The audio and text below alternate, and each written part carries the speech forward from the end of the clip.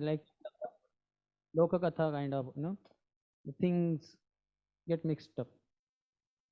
Not exactly excitement. They had heard, no? They had not eyewitnessed. You're telling about Mathura Vasid, no? So they did not know exactly who killed Vatsasur. So Balram killed Vatsasur, Pakasur. They also told which other Pralambasur they told. Krishna killed Dhenukasur. So a little bit information got mixed up. Not that time. Earlier only, the way they had heard means over a period of time. Like yesterday, that Kamsa was lifting Kailas, na? So although Krishna was there, but they were taking enjoyment in hearing and discussing about Krishna Katha has to be relished, even in one sense more than Krishna also. Even in his presence also, Krishna Katha is only important. I gave 2-3 more examples. Which are there? Lord Ram also taking pleasure in Ram Katha from Love Kush. And one more. Even in Golok Vrindavan, I gave here or not? Madhukanta and Snigdha Kanta. They are the reciter, they are the narrators of Srimad Bhagavatam. They are Leelas, and everybody is relishing. Daytime, all those who are in Dasyaras, Sakhyaras, and Vatsalyaras, and night time, those who are in Madhuryaras, only gopis and Krishna is the only male there, and that is night time Katha. So everywhere Katha only is focused. Katha is more important. Yes, his own childhood pastime narrated by Rohini Mata to all the wives of Krishna. At that time Krishna Balram take pleasure and they get into trance, ecstatic. Jagannath manifested. And Prabhuji, that Nanda Maharaj was also not given proper seat to seated. They had to sit in the gallery. That shows that when that envy is there towards Krishna, then to the devotees also it will get manifested. Yeah. One more example I give. That I am not able to recollect. Yudhishthira Maharaj, when he was performing Rajasya Yajna, Shishupal allowed that glorification and all the rituals to go on, and then he stood up and said, what nonsense, what kind of what do you call that, Agra Puja Samman is given to this fellow. And so he wanted to spoil the sacrifice of Yudhishthira Maharaj, that this will not reach perfection, by proving that the person chosen for Agra Puja is useless person, or he is not fit person. So those who have envy towards Krishna, they will exhibit it predominantly towards his devotees. So Kamsa exhibited to Nanda Maharaj also. But those who are not envious, those who are innocent, they may be sinful also. I was telling, I think here, they may be eating meat and all that. If you say Hare Krishna, they will say Hare Krishna, Ajay Shri Ram, something they will say. But those are outright envious, they will not be happy by hearing you chant Hare Krishna. Any other online devotees? Yes, Guru. Go ahead. When Krishna and Balram broke this bow, after breaking they came and Krishna and Balram did not in collaboration they did not break the bow. Yes, Prabhuji. Krishna broke the bow, and when they both of them returned, they peacefully took rice and milk and slept. But Nand Maharaj was worried because both of them knew that Kamsa is going to kill them. That is what is. Both of them knew that Kamsa is planning to kill them. But they slept peacefully. While Nand Maharaj was worried, what my children have done. They have broken that bow. And then later on, shouting. Yes. And later on, when they reached Kamsa, Nanda Maharaj and all Upananda, they took all the gifts and offered him. But then Kamsa is saying, don't be sorry that your children have broken the bow. Meanwhile, Krishna and Balaram escaped because they did not wanted to respect Kamsa. They just went for bath and then they returned back after killing the elephant with the tusk on their shoulders. Kamsa sent some cowherd men to get them back and tell them they should not behave like this and it should come back. Yes, any other? Yes, Prabhu. This Acharyas don't tolerate you are telling the bow which he was trying to lift Krishna, it was eaten by termites, like the Krishna Chakravarti Thakur writes. Acharyas, uh, they don't means they Acharyas help to elaborate everything, like they give more detail information. The bow was eaten by termite, like that Krishna has lifted the bow very easily. But it was not eaten by termites. It was not eaten. It was not eaten. But it was not eaten. But they. Krishna's mood was like that while he did that. So it's not my fault, you know. It was maybe it was termites. So easily he has lifted. So easily he has lifted. So.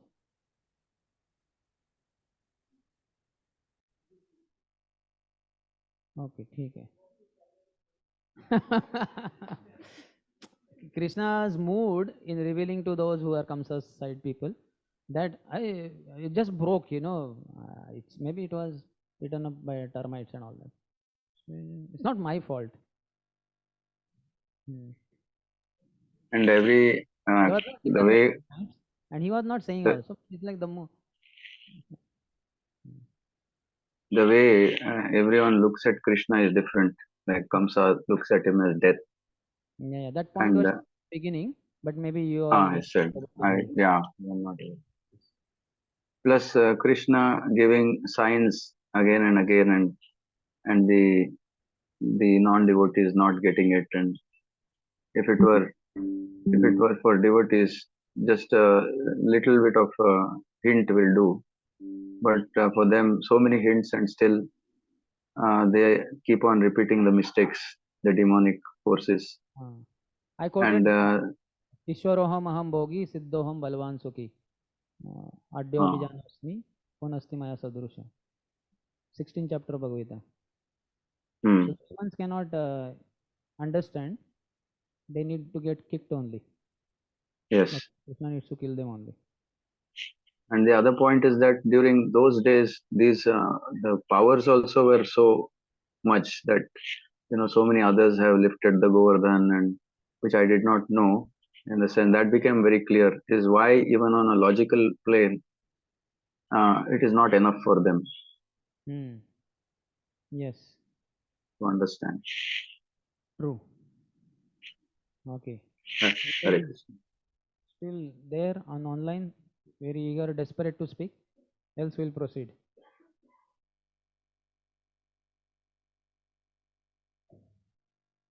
Okay, we'll go ahead.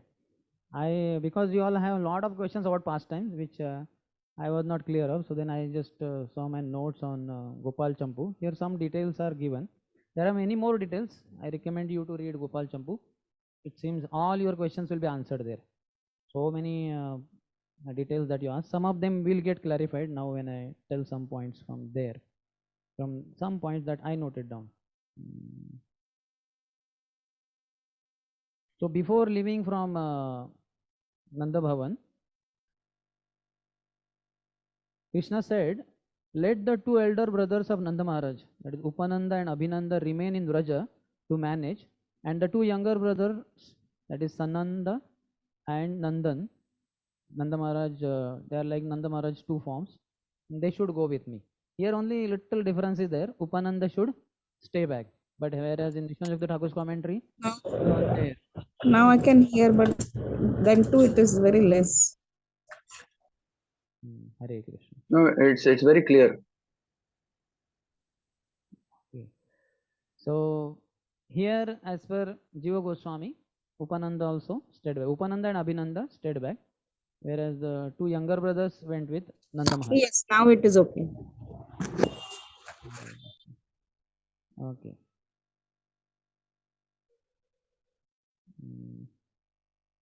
So also Krishna was given some honor there, but Krishna is compared to one Krishna Saramrug, black stag. So the honor offered by the king to the bound deer, that is Krishna Saramruga, is not the cause of his happiness. some stag is caught by the king and he's given some honor and something, maybe royal food is given. But he is not happy with that because no freedom to wander in the forest to that stag which is caught. You understand? So Krishna is not able to go to Vrindavan in this Mathura. Yeah, so he is not happy. And second is no association of his mate. The stag is separated from deer, whatever that she stag, whatever she stag is deer only, no? Isn't it? So then, so Krishna is separated from the gopis, so he is not happy in Mathura. And after Krishna left, also Yashoda Mai was not willing to go back to Nanda Bhavan. Krishna left on the road on the chariot with Akrura. So the gopis came in between and all that. So Yashoda Mai also was out on the street. So she was not able to enter her house only. So after Krishna proceeded few kilometers, then he sent some messengers asking for kheer. So after Yashoda got the news that Krishna is asking for kheer, immediately she was ecstatic. So she went back in the house to cook the kheer. And as the time passed, little bit, her anxiety was little bit dissipated. For all these 3 days, prasad for Krishna came from Nanda Maharaj place only. That means Yashoda Rani only made it. So in one place he gives that.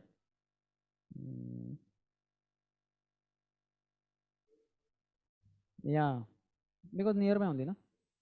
So first day was kheer. That Krishna took the kheer, milk, what do you call, rice sprinkled with milk was stored. That kheer was provided by Mother Yashoda only. Where is it?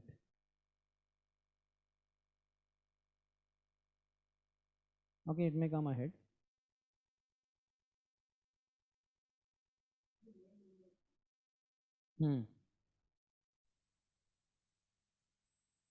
Also about Akrura taking Krishna, he took Krishna from some other route only. That is what Jiva Goswami is saying.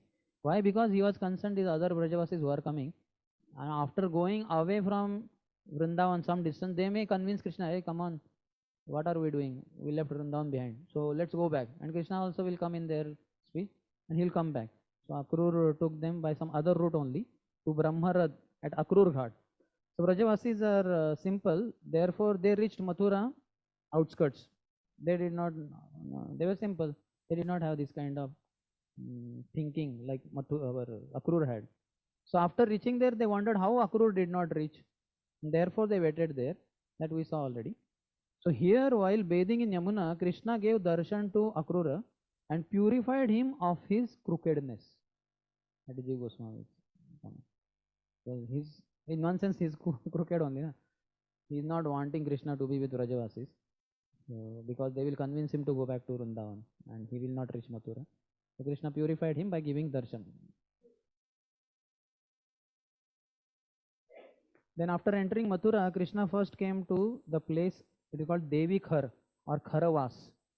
Now since donkeys lived in the south of it, Kharavas, Khar means donkeys, was, so their residence. So there were thousands and thousands of donkeys there. Even now it seems like Mathura Parikrama when we are going, it is kept on the south direction. So that part is there now also. Huh? Kharavas. Huh? Yesterday, which place? Oh, no. That is where Vrajavasis reached and Nanda Maharaj also had camped. But then there is one, after he took stroll, na? So there the donkeys were there nearby and they had come to this place with that Rajak. This is not exactly, both are not same places. There is some distance. Krishna and Nanda Maharaj, they were all residing here. That is that place, garden kind of. And this is little away from it. This place is still there, it seems. Kharavas, Devi Khar is saying.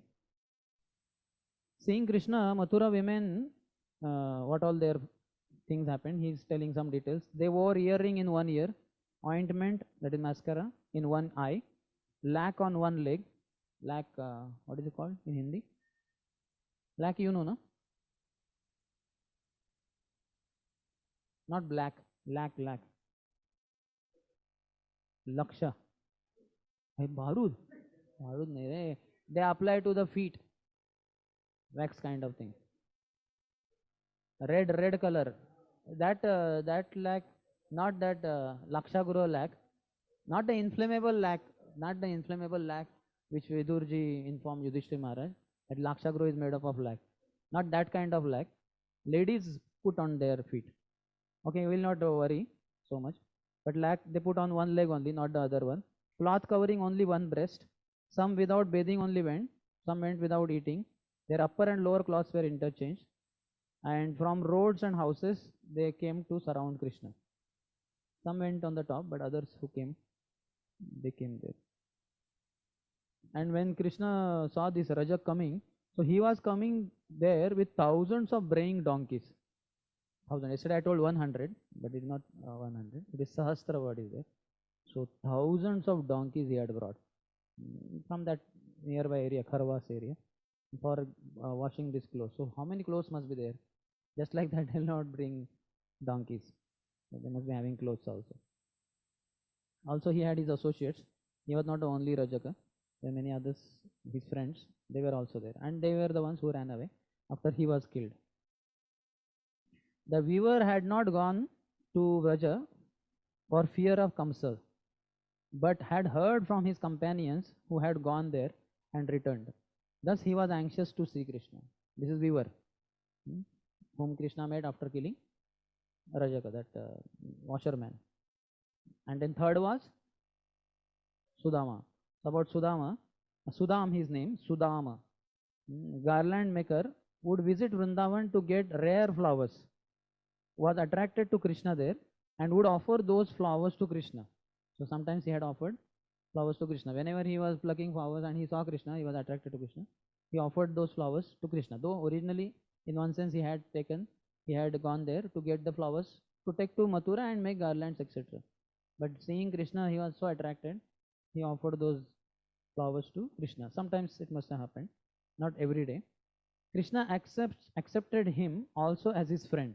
Since Krishna's friend was Sudama, his name was Sudama, and Krishna's friend was Sudama. Krishna in Mathura inquired about him and visited there. So that's why who offered obeisances to him? Maybe Jiva Goswami offers here. There we did not read, I think. No? Vishnu Chakra Thakur did not offer obeisances to Sudama. But Jiva Goswami, I think in that book it is written, he offered obeisances because Krishna inquired where is his house, and he went and visited him there because Krishna loved him. And when he was making garland, Krishna was looking at the half completed mala repeatedly. So he offered it to Krishna, the best of the garland. We saw yesterday 2 garlands he made, but the best one was offered to Krishna. But then Krishna was looking at that half finished garland again and again. So then he thought, Krishna likes this, better let me give him this. Madhukanta is offering respect. Jiva Goswami is telling, Madhukanta is offering respect in Golok Vrindavan when he is telling the pastime to Nanda Maharaj, Yashoda Mai, Krishna, Balram and so many others who have gathered. This is in Golok Vrindavan. The whole description that Jiva Goswami has written is what Madhukanta and Snegdakanta are telling to Vrajavasis in the daytime, I told, and night time for gopis, etc. So Madhukanta offers respect to florist for 2 reasons. Krishna searched for him and reached his house with a request.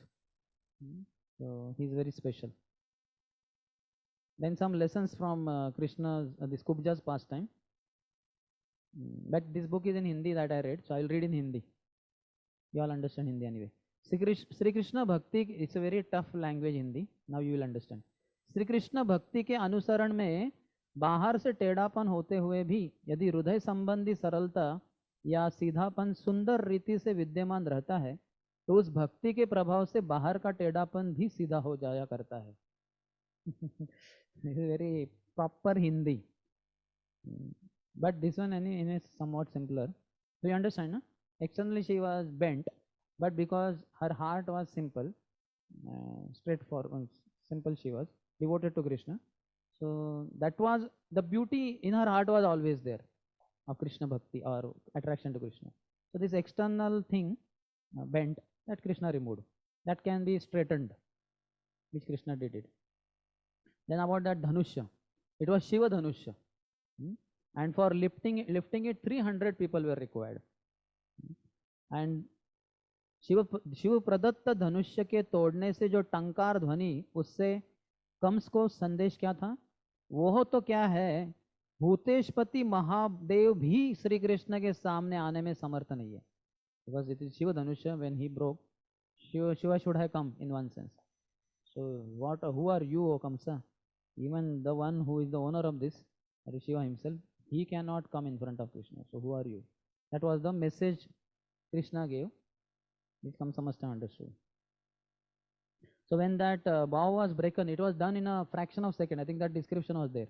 It was done so quickly that time, what was the effect?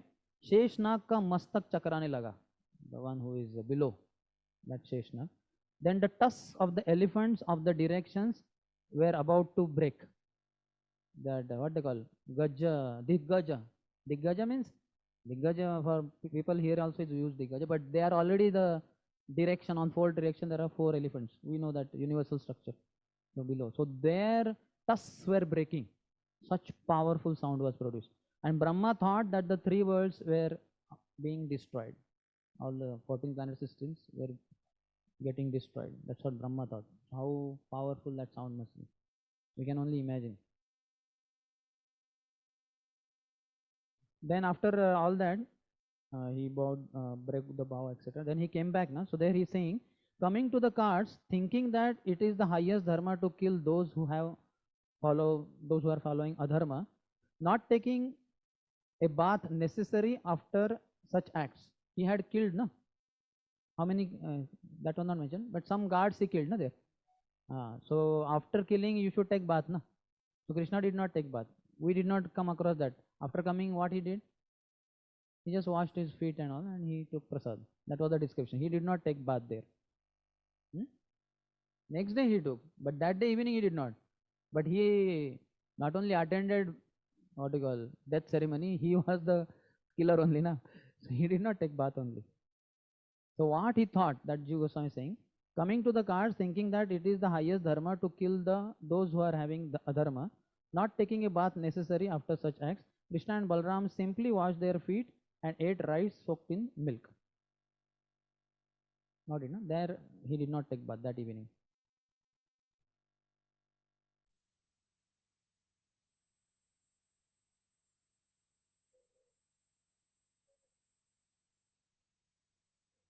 That we understand, tattva-wise, but Krishna thought, Krishna can take bath also, no issue. Yamuna is nearby only. It's pleasure to take bath, but he did not take bath.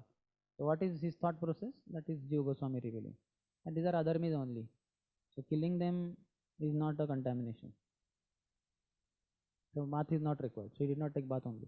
Just washed feet and took Shiranna.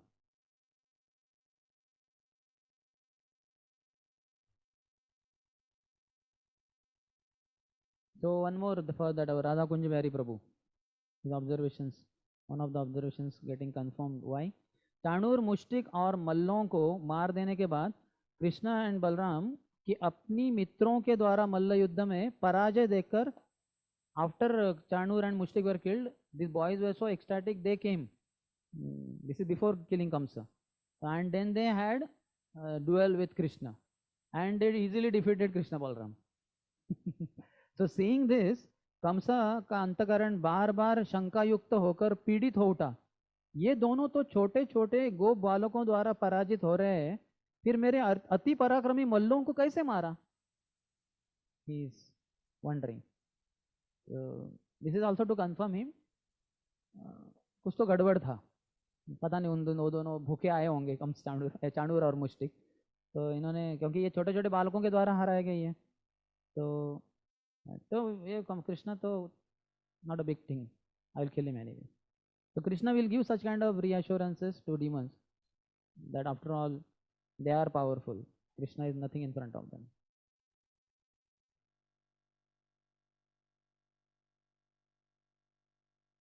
And after killing of Kamsa, which we have not reached anyway, but I will complete here only. I don't know when to do that.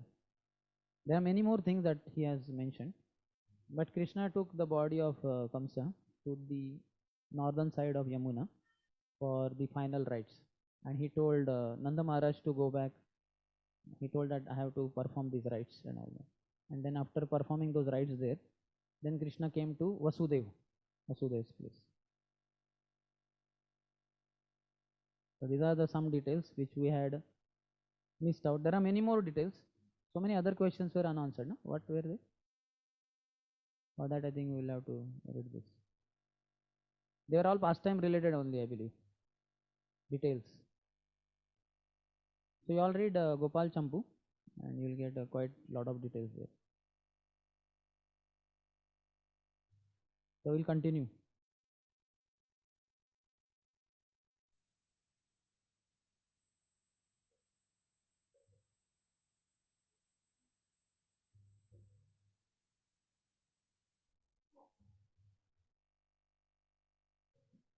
Which was the last one that we discussed?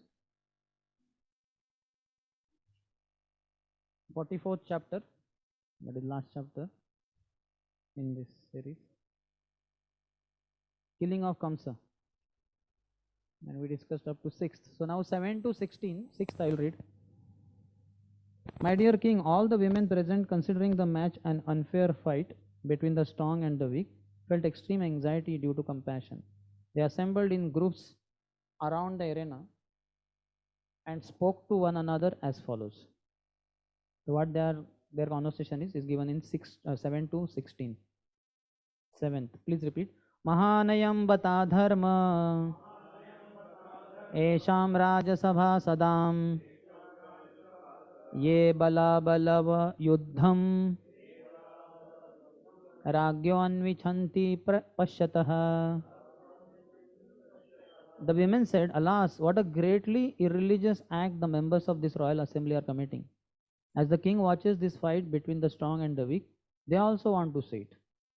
So they are condemning both king as well as all those who are watching, because this is highly irreligious, greatly irreligious act.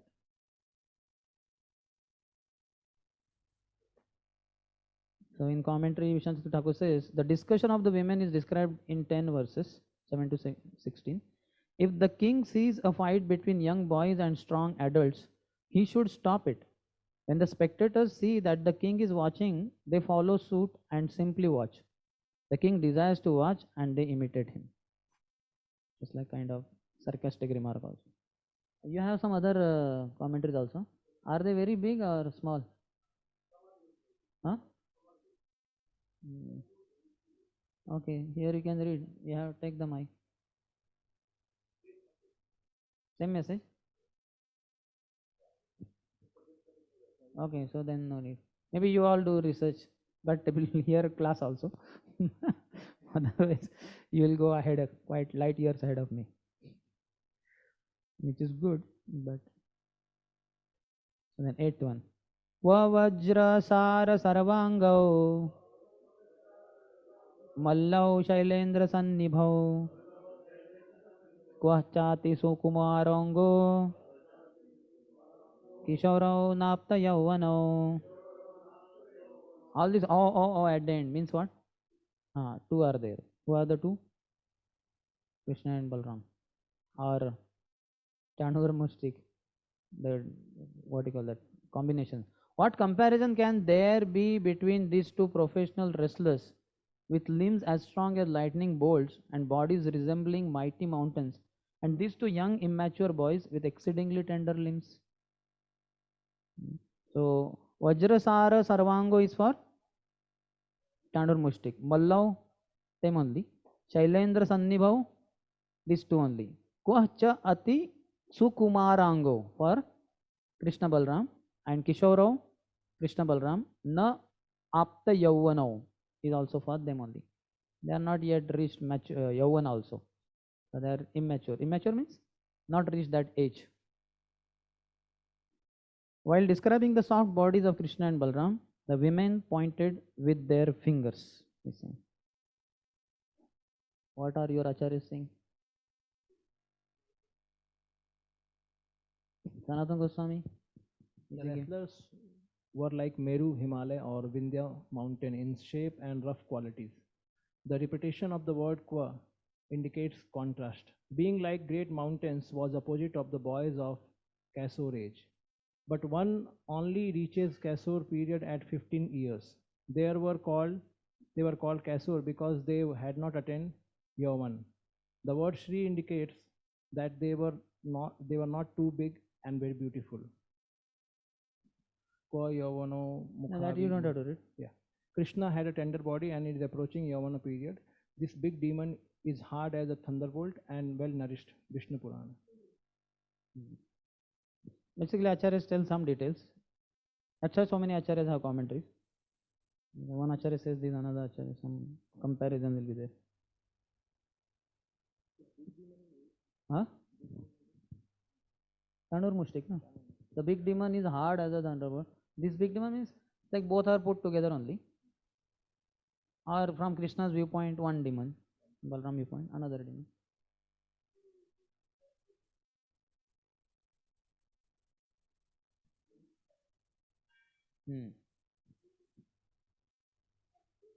Kumara, Pauganda, then Kishore. Yavan from 16.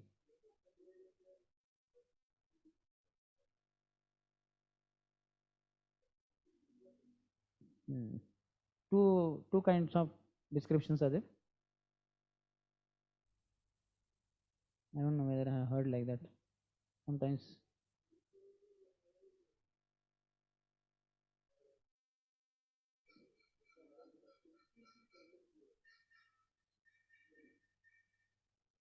One only reaches Kaishore period at 15 years. Okay, you find out and tell us tomorrow. We'll go ahead.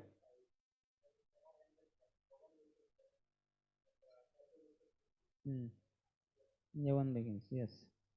Divya Kishora Murti, Bilongal Thakur says. They are always something like 14 in one sense. Dharma vyatikramo hi asya samajasya dhruvam bhavet yatra adharmah samuttishtena stheyam tatra garhichit. Religious principles have certainly been violated in this assembly. One should not remain for even a moment in a place where irreligion is flourishing. The women said, certainly there is irreligion, dharma vyatikramaha, in this assembly, samajasya. So no one should stay here. Therefore, we should immediately leave this place. That we know when Vaishnava Aparadha is happening, or for that matter, irreligion is there, one should not be there. Prabhupada says that these brothels, liquor houses, they are in the mode of ignorance. Then cities are in the mode of passion, and forests are in the mode of goodness. Temples are in pure goodness. So, irreligion where it is prominent, so one should not stay there. When one goes in such areas, then one will be influenced by that mode. And here irreligion is prominent. So now commentaries.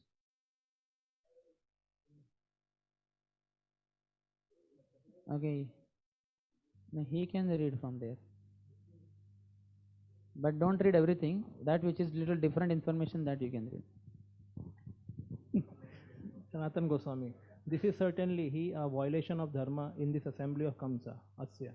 If one remains present, no one should remain here, and intelligent persons should not remain here from the beginning, and no one should enter this assembly. Another group spoke in this way, according to Sridhar Swami. However, since all they agreed, one can say all they had said this. What can be said? Are you reading? We just discussed 9th, na? The 9 only. So you are reading 10th or what? No, 9. 9th only, yeah? So that is coming ahead now. Finished. One should not stay here. Okay, ठीक है. न सभां प्रविशेत् प्राज्ञः सभ्यदोषान् अनुस्मरन् अब्रुवन् विब्रुवन्नज्ञो नरः किल्बिषमश्नुते.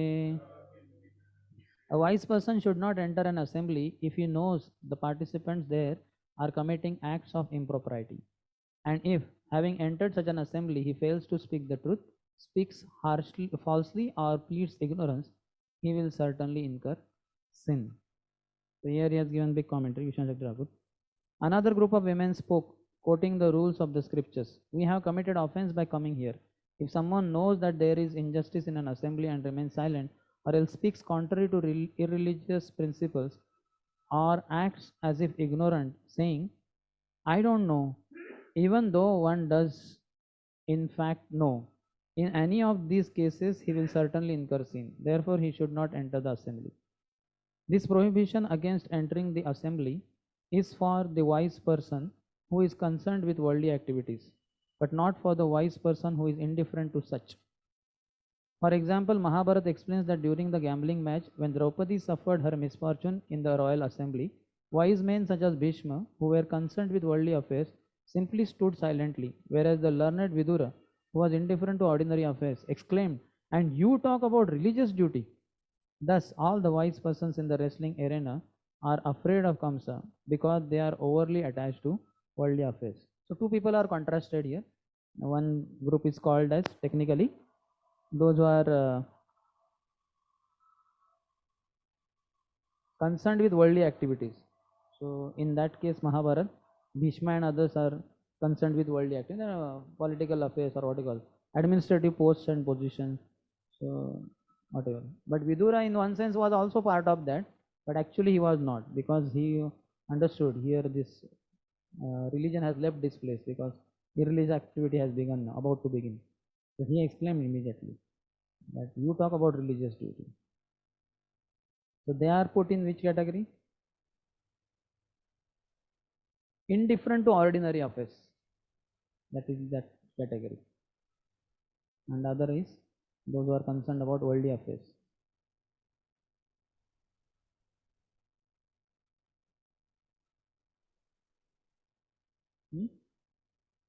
When that supreme religion is not known, then they are having lower dharma, and then Bhishma and all this thing, they are not leaving that place and they are not objecting the things that are happening. That is because of Sangh many times. That discussion is there, na? Draupadi laughs when Bhishma is lying on the. What happens? Where that discussion comes first of all? Does it come in Bhagavatam or Mahabharata? Mahabharata that will definitely come, but Bhagavatam doesn't come. So Bhagavatam talks about highest only. But anyway, when you heard, what is the explanation? What she speaks? She challenges, na, kind of that, like people are mourning for him, but then what kind of something like that she speaks, and then he responds. How many of you heard this? So speak something. What is her? What is his response? Okay, he smiles. Take that. Vishnu asked about dharma. To speak about dharma. So Draupadi smiles. How can he speak about dharma? 1 minute. This fan is. So cannot switch it off. Speaker.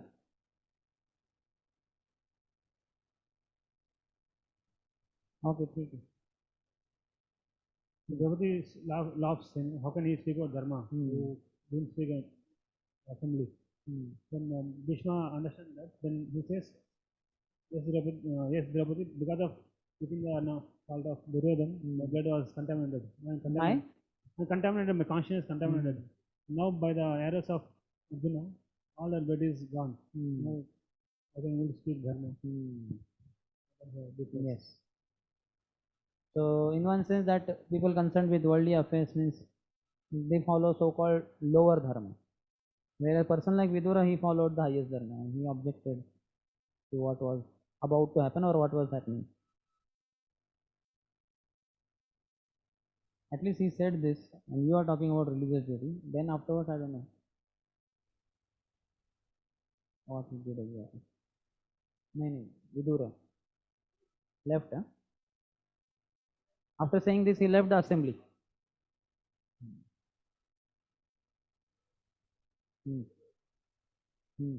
Oh.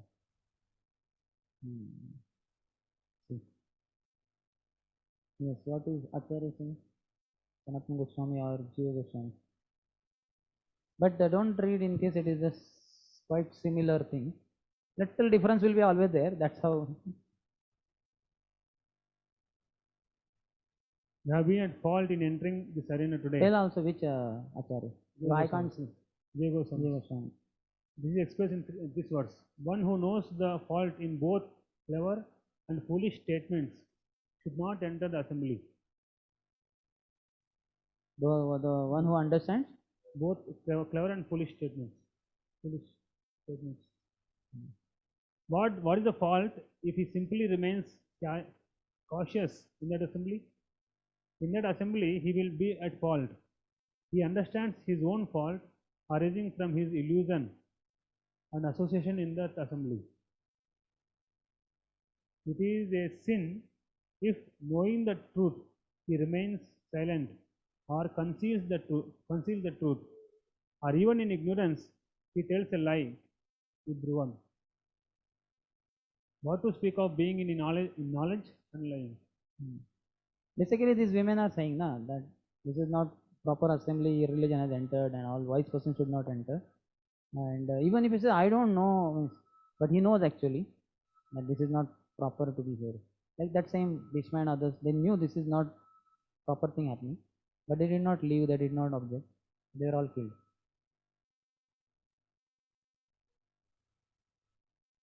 Wanted action from the assembly, or one should act? That depends on the position. Just like Sati could not act thinking that my father only, but at least let me finish off. And Prabhupada says, Brahmana, Kshatriyas and Shudras, how they behave. Brahmanas, they will confront, in a sense, what you call debate, and they will defeat the person. They know the argument, they can argue, they can debate. If the one doesn't know argument, Kshatriya is there, what should he do? Cut the tongue of that speaker, offender. And Shudra is the one who should leave. So Shudra should commit suicide. And what Vaishya is also said? Vaishya is not tough. Then who should leave that place? Nobody is going to leave. Everybody will be active. Shudra should commit suicide. Then who should leave? Vaishya. Vaishya is not told, I think. There. Brahman Kshatriya is there. Shudra is there.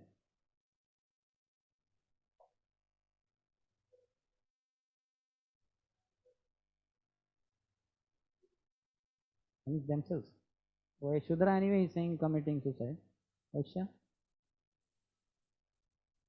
should also commit suicide. Okay.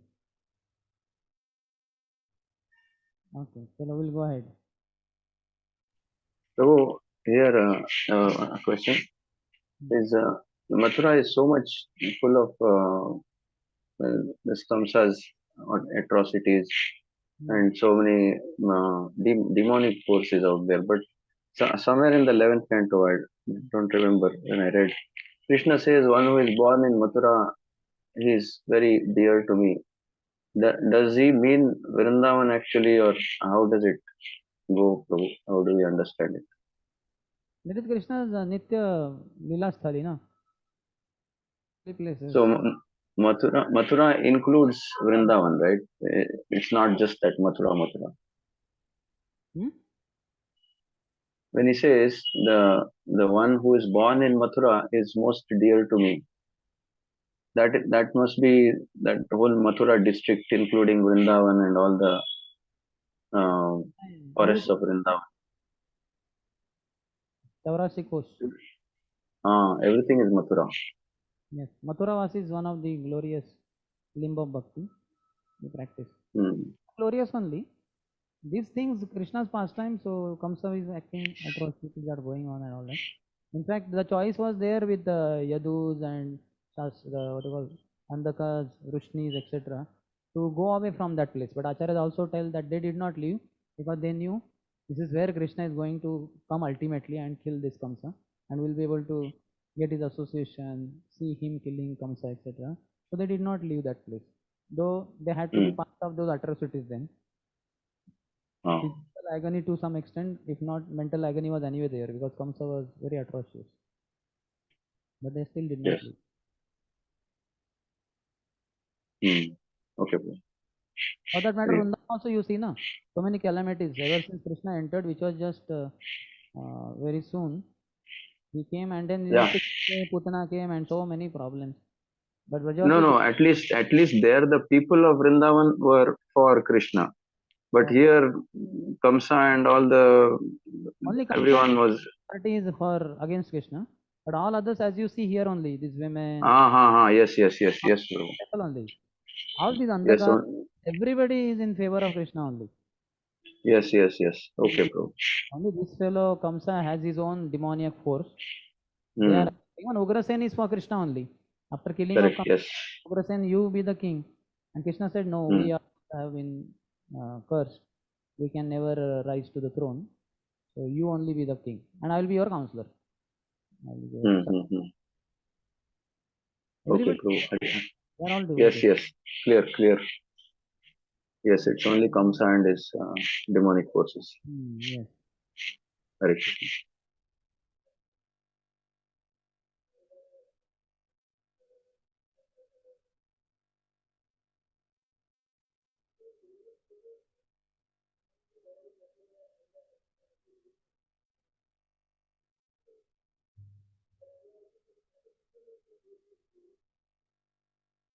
I don't know. Anybody knows?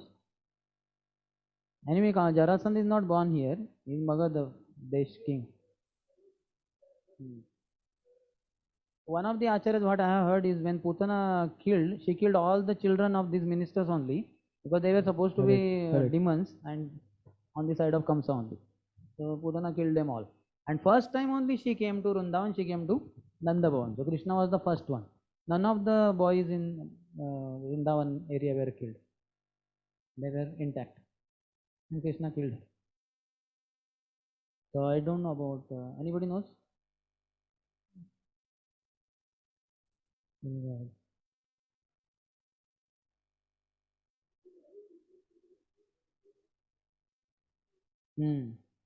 So he is not a Dhamvasi. Now also many people come to Brindavan and stay, like Marwadis. So they are not considered Dhamvasi. They are there for business. That's why the Dham Aparat says, na, one should not do business in Dham. Born means there are two, I have heard like two understanding of born, like living for some 20 years, then is also considered like he's a part of that place. Something like that. Yes. That's what he is confirming. That's why I am confirming.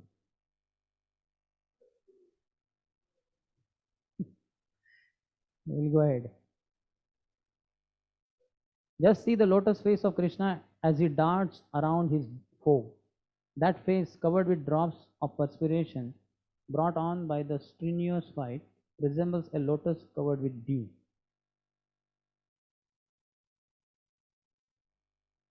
In commentary, Vishnu Thakur says, but Krishna and Balram do not appear to be fatigued. There is no fault in this match since they are seen to be very strong. Anticipating such an objection, the Mathura ladies speak this verse. See, due to being pursued here and there by his opponent, Krishna is showing fatigue and has perspiration all over his moon-like face. Vadana Ambuja means moon face, since the word Ambuja means lotus, moon or conch. Later in the verse, Krishna's face is compared with a lotus. These all rasa only to be enjoyed, relished.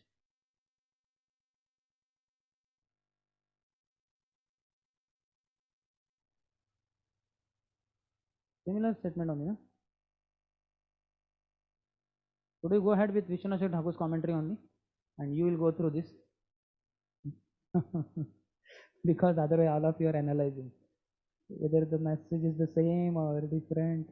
And meanwhile you are reading anyway. So we'll go ahead.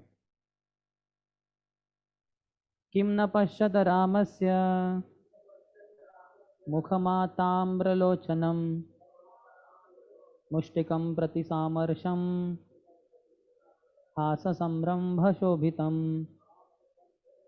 Don't you see the face of Lord Balram with its eyes copper red from his anger toward Mushtik and its beauty enhanced by his laughter and his absorption in the fight?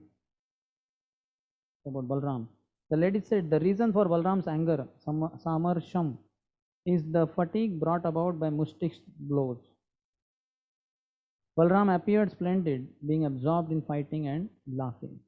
So when they say there is no perspiration, etc., he said, no, just don't you see the fatigue on Balram's and anger and all that? So they are getting troubled. I don't think this is proper thing to go on with. How pious are the tracts of land in Vraja, for there the primeval personality of Godhead, disguising himself with human traits, wanders about, enacting his many pastimes. Adorned with wonderfully variegated forest garlands, he whose feet are worshipped by Lord Shiva and Goddess Rama vibrates his flute as he tends the cows in the company of Balram. You can immediately see in such a wrestling arena they are remembering Vrindavan. They are not ordinary people. Sometimes in peaceful time also we cannot remember Vrindavan. And they in such situation.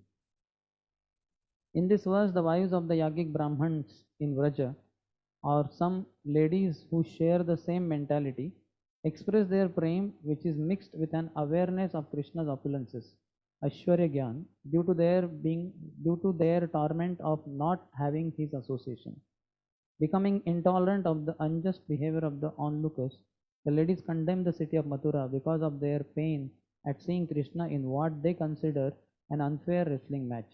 Thus they praise Vraja and its inhabitants, and by that criticize Mathura and its residents. They said, how astonishing it is, but the materialistic people cannot understand Gudha, the human-like form, Mrulinga, that Krishna displays in Vraja. Krishna wanders around engaging in various playful activities according to his own desires. We in Mathura are most unfortunate because we simply persecute him like this, and these people are simply watching.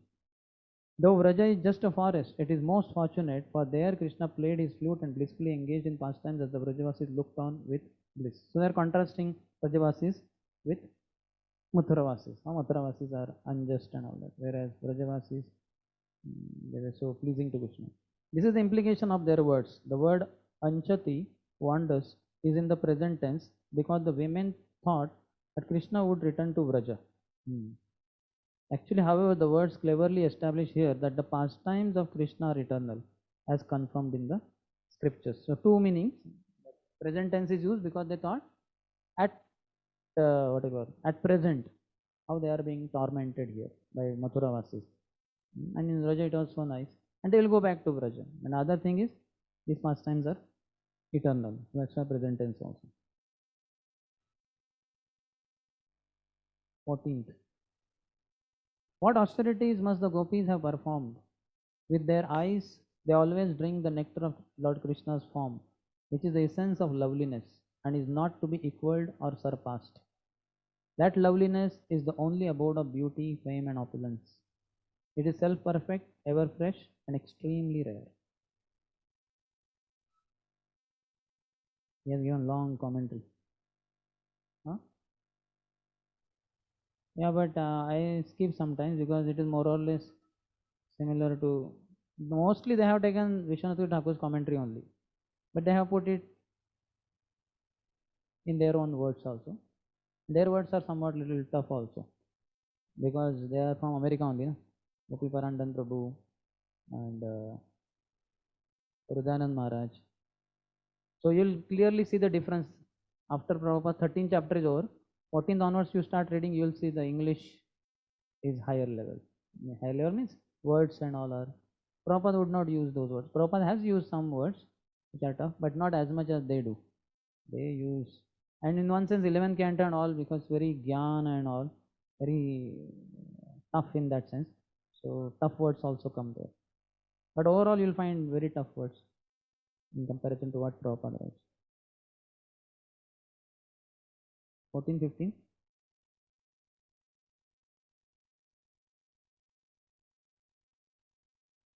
And 15. Okay.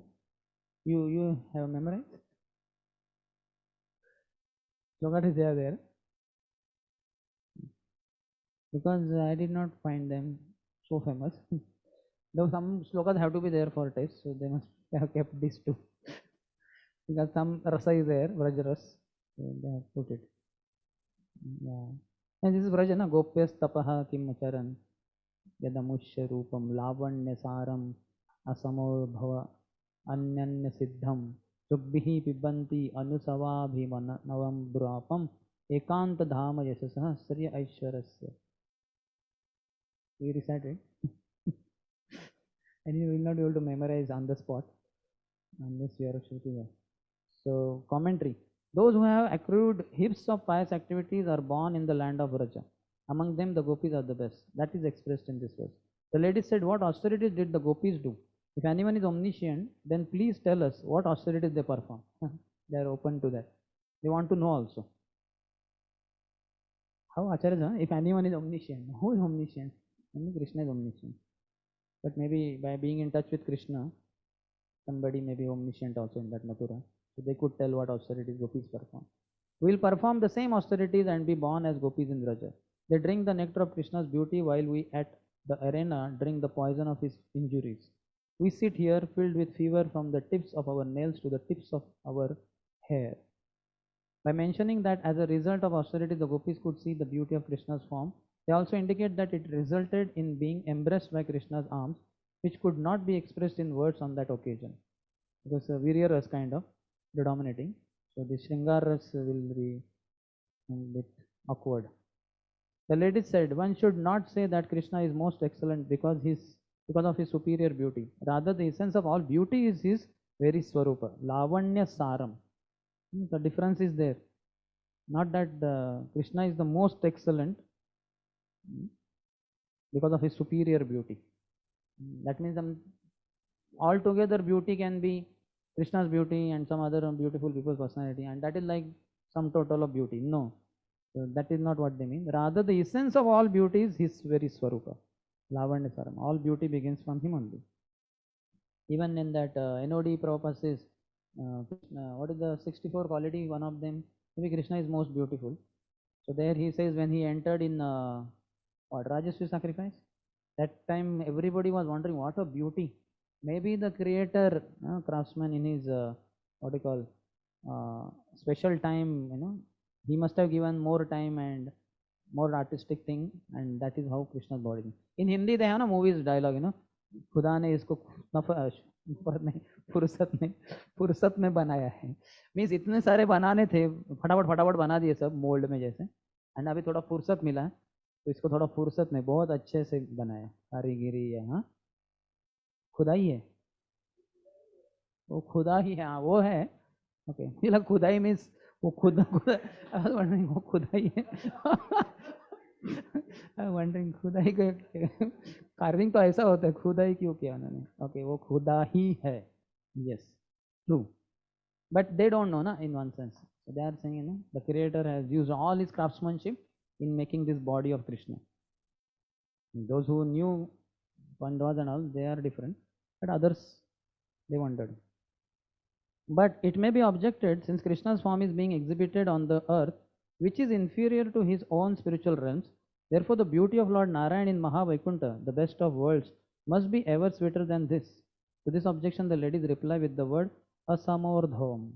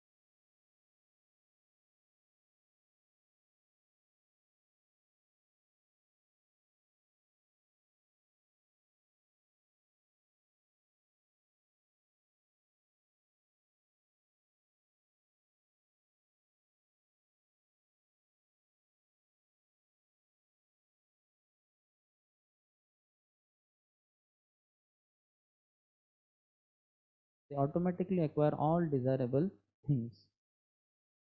So all doing everything, gopis are always Krishna conscious. They are singing his glories. Krishnadatta Thakur writes, and even while doing household chores, the gopis were not stopped from drinking the nectar of Krishna's sweetness. That is the intent of this verse. The lady said, while milking the cows and doing other chores, such as swinging or sprinkling water on the ground, the Vraja gopis would sing about Krishna's name, form, qualities, and have visions of him. In this way, they test the sweetness of Krishna with both their tongues and their eyes without interruption. So apparently Krishna is not in front of their eyes, but they are able to see him by describing his qualities, his activities through their tongues. Exalted personalities like Brahma keep Krishna in their minds. Krishna himself, however, due to being completely attached, Anurakta Dhiyaha, to the Vraja gopis, always carries them in his heart. Urukrama Chittayanaha. This shows the supremacy of the gopis' good fortune. Only rasa to be relished. Yes, relish. When the gopis hear Krishna playing his flute as he leaves Vraja in the morning with his cows or returns with them at sunset, the young girls quickly come out of their houses to see him. They must have performed many pious activities to be able to see him as he walks on the road, his smiling face mercifully glancing upon them. Commentary by Tricity. The ladies said, when Krishna goes to the forest from Vraja in the morning and returns in the evening, the gopis hear his flute and run out of their houses. They meet Krishna in the small groves situated along the cow paths. Seeing that they are suffering due to separation, Krishna mercifully glances upon them to fulfill their desires. This is the fortune of the women of Vraja.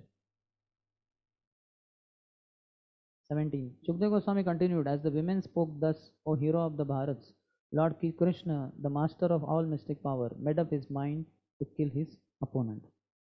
Commentary. Though the ladies were talking among themselves, Krishna, being the best of yogis, Yogeshwaro Harihi, could hear it.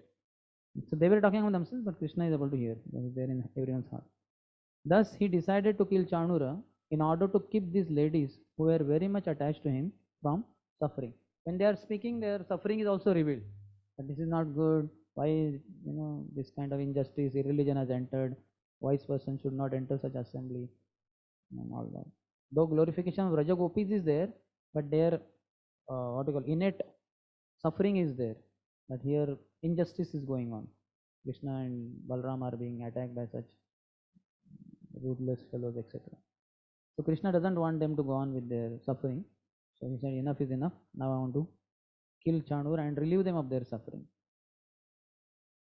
18. Out of affection for the two lords, their parents, Devaki and Vasudev, became overwhelmed with sorrow when they heard the women's fearful statements. They grieved, not knowing their son's stand. The effect of the women's speech on Nanda and Devaki and Vasudev.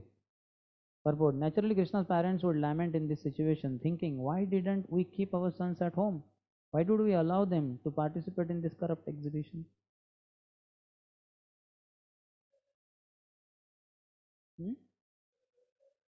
Yeah.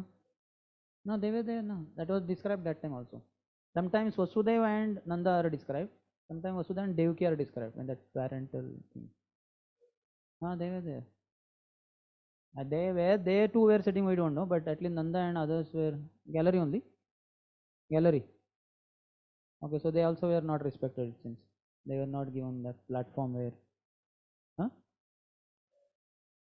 with chains, Sure,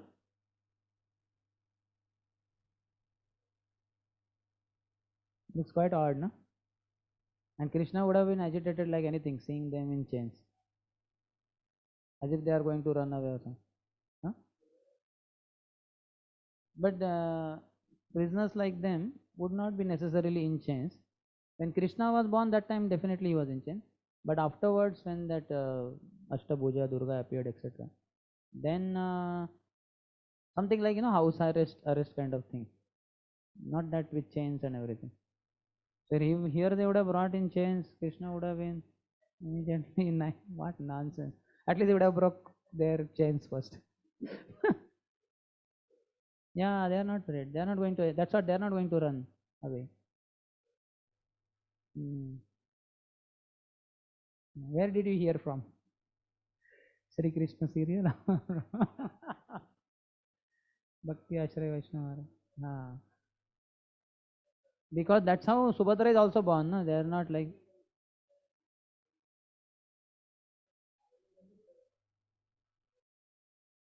Krishna releases means, yes, but they can be brought with guards.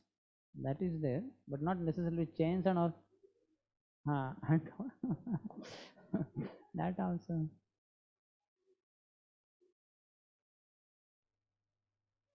Hmm. Hmm. Hmm. That time what? Sure. Captures means what? That is one thing. But putting with chains and all is too much. Subhadra was born afterwards, after Krishna. Huh?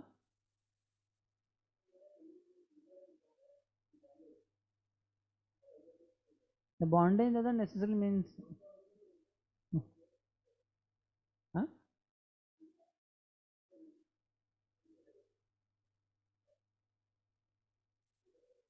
Fetters, F-E-T-T. Anyway, you find out. Maharaj is coming, you ask. And tell all. So this is 18th. Pitarao refers to Krishna's parents Vasudeva and Devaki, or his two fathers Nanda and Vasudeva. See here again the same thing. Lamenting over the situation, Krishna's parents thought, why didn't we keep our sons at home? When leaving Vraja, why didn't we tell Akrura not to bring Krishna and Balram to this wrestling arena? Why did we allow them to participate in this corrupt exhibition? The parental affection of Krishna's mother and father covered their awareness of their son's incomparable strength, and thus they felt remorse. There is the suggestion that this ignorance of their son's powers was temporary.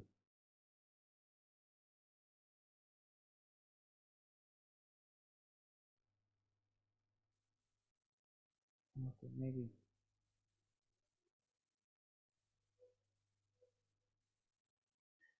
Okay, so the next word. Lord Balram and Mushtik, expertly displaying numerous wrestling techniques, battled each other in the same way that Lord Krishna and his opponent did. So Krishna Chanur, Balram Mushtik. The expertise or the talents are similar. Just as Krishna and Chanur, Achyute Tarau, fought with each other, so Balram fought with Mushtik. The harsh blows from the Supreme Lord's limbs fell like crushing lightning bolts upon Chanura, breaking every part of his body and causing him more and more pain and fatigue. Krishna injured Chanur's limbs with hard blows crushing like lightning bolts. His elbows, arms, knees and other limbs were all weakened. Furious, Chanur attacked Lord Vasudev with the speed of a hawk and struck his chest with both fists. Prabhupada's disciples write, the demon certainly had the spirit of a good fighter, but if he hoped for victory, he was certainly in the wrong place at the wrong time with the wrong person. No way. Chanur struck Abadhata Krishna on the chest with the clenched fists. 22nd, 23rd. No more shaken by the demon's mighty blows than an elephant struck with a flower garland, Lord Krishna grabbed Chanur by his arms, swung him around several times and hurled him onto the ground with great force. His clothes, hair and garland scattering, the wrestler fell down dead like a huge festival column collapsing. Krishna Bhagwan ki jai. So he is giving the explanation for that festival column. Indra Stragindra Dvaja Ivapatat. The word Indra Dvaja means as follows. In Bengal, on the occasion of a certain festival, people erect a tall column in the form of a man and decorate it with flags, banners, etc. Chanur collapsed on the ground just as such a pole might fall. Indra Dvaja. Anybody has seen? We know Ravan is erected like that on Dashera day to burn him, but it seems some other occasion they put this huge man-like tall column.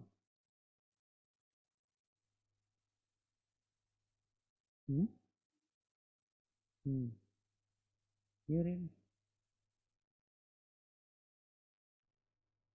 Huh? Looking good. If it is different information, you may read. Okay, read then. First, take permission of His Grace, Madan Sundar Prabhu. Though he was the Lord, he began performing action in order to give joy to his devotees who were suffering. He did not imitate being disturbed at all for obtaining pleasure of his own. Krishna remained joyful, undisturbed, like an elephant hit by many garlands. Though an elephant may be hit by many garlands, nothing happened to the elephant. Though Krishna was struck many times by Chanur with great force, nothing happened to Krishna. Harivansa describes this.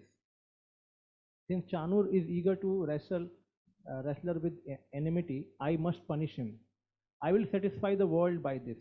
This wrestler called Chanur, born from the descendant of Karusha, is famous by his body and actions. It should be known that he has defeated and then killed many wrestlers and spoiled the sport of wrestling by his desire for fame in the arena. Some of the wrestlers have been killed in order to give glory to this foolish king because of his faulty behavior. Killing the wrestlers was murder. Krishna whirled him around many times and in varieties of ways. By the force of throwing him on the ground, Chanu died. His life merged into the Akash. Karush. Where do you hear the word? Huh? Karush. Yes. He was descendant of Karush, no? Where else Karush comes? As far as I remember, Poundrak story. We also the descendant something. Karush kind of dynasty, some person is there. Poundrak also was in similar line. Whirling the demonic wrestler around 100 times, he splayed him out on the ground and making his life merge in the sky. He threw Chanur on the ground, shaking him as if giving him up. While saying he is dead, the word sa apatat, he fell, should be added to the comparison. He is compared to a flag staff falling because of his great size. Harivansa says the large arena appeared to be obstructed by mountain with the dead body of Chanur. Similarly, Mushtik struck Lord Balram with his fist and was slain. Receiving a violent blow from the mighty Lord's palm, the demon trembled all over in great pain, vomited blood, and then fell lifeless onto the ground, like a tree blown down by the wind. Balram struck Mushtik with his palm, and Mushtik fell down dead on the earth. Balram also crushed him with his embrace and uttered foul words as he lay dying. Who did that like that? Bhima. After killing also, especially Dushyasan, he kept giving him ill names. So much anger was there. What is the question?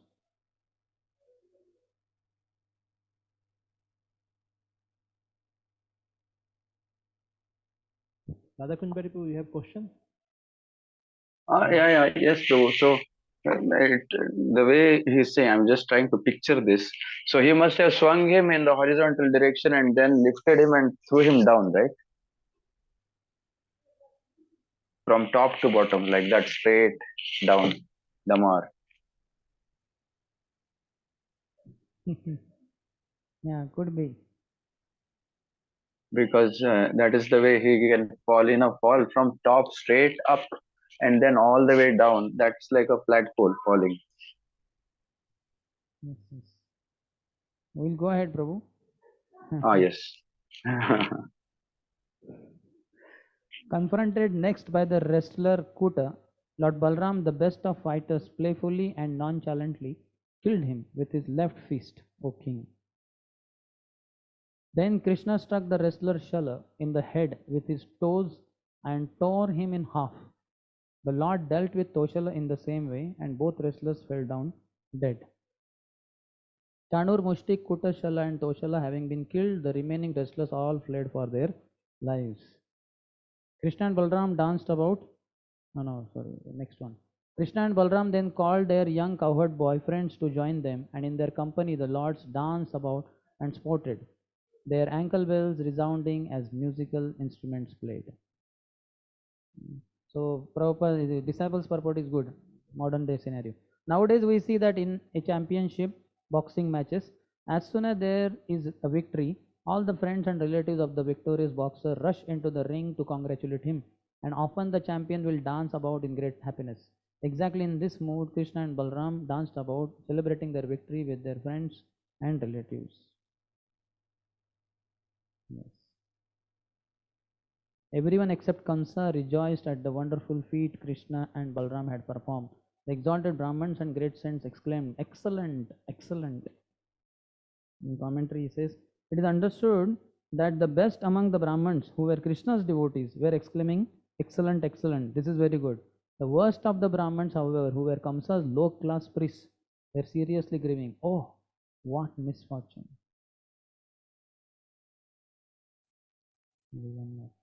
The Bhoja king, seeing that his best wrestlers had all been killed or had fled, stopped the musical performance originally meant for his pleasure and spoke the following words.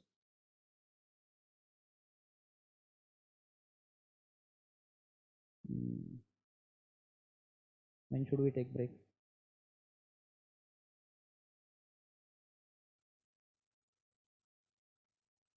We'll take break here, I think, because kind of now different. Kamsa is agitated and now his death on this approach. Hare Krishna. So we'll meet after 15 minutes. 12:30. So 12:50 we'll meet.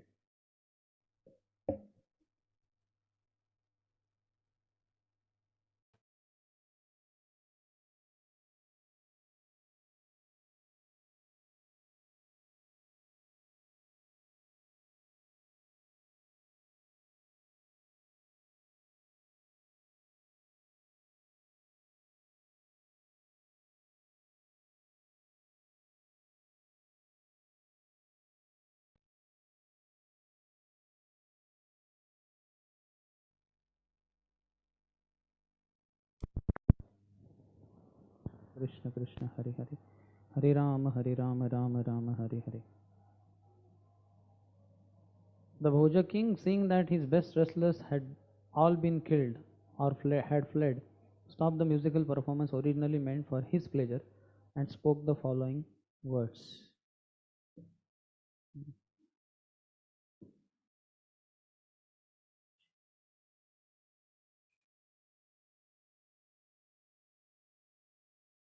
Yeah. Nissarayata durvritto वसुदेवात्मजौ पुरात् धनं हरत गोपानां Ngandam बध्नीत durmatim. Kamsa said, "Drive the two wicked sons of Vasudeva out of the city, confiscate the cowherd's property, and arrest that fool Nanda." Durmatim is using the word for Nanda Maharaj.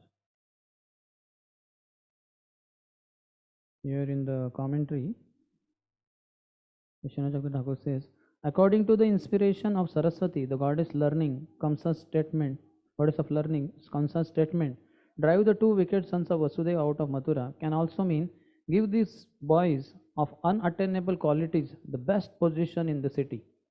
Protect Krishna, the treasure of the coward men, who that most intelligent Durmatim Nanda Maharaj has tied up, Badnita, with the ropes of love for Krishna, and establish an affectionate relationship with him.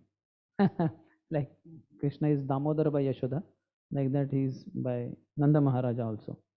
Nanda Maharaj has tied him up, Badnita, with the ropes of love for Krishna. So Durmatim is like, it's in a what they call, what? दुरांत, दूर अंत है, बहुत दूर है. So like that, Durmati means one whose intelligence is quite far, means most intelligent person. Generally we know Durmati means जिसकी मति मारी गई है, less intelligent. It is another meaning also. Our acharyas cannot tolerate lords or devotees blasphemy. So he at least Vishnu Shakti Thakur will immediately give another way. What is your Acharya saying? Our Arjuneshwar Prabhu's Acharyas, Sanatana Goswami and Jiva Goswami. The two boys were evil because they killed the wrestlers in the matches. Two boys were Evil evil because they killed the wrestlers in the matches. Others in the marches. No, matches. in the matches. Others should fight with the two, since they are the sons of Vasudev. Since no one can defeat them, they should be driven from the city. The statement also confirms that the two boys had greater attraction for the forest as dwellers in the forest. They were the nephews. Nanda is considered evil since he had friendship with Vasudev. Out of ignorance, Nanda is protecting my enemies. Capture him, but do not kill him. Sanatana Goswami says. Same. Okay. Drive the boys from our city since they are evil, having killed the wrestlers while playing. This is reasonable since they are the sons of Vasudev. They are similar to their father. The real meaning, however, is that they have proper behavior, being merciful even to the wicked. Durvruttao. Since they are Vasudev's sons. Forcibly seize the dairy product brought by the cowherds. Making many offerings at once can cause problem for us. Bind Nanda with chains because he is a wicked. Secretly he protected my enemy. The real meaning is he is merciful even to the wicked. Crafty Nanda is absorbed in sins. He should be bound with iron chains, Harivamsa says. Sinful Nanda should be bound with iron chains, Vishnu Puran. He gave this instruction because he was afraid of the cowherds, or naturally bad words came from his mouth in order to cause danger to the best of the devotees. So many details. Basically, the bhav which is not revealed, our acharyas have captured different moods, different statements, and then they explain.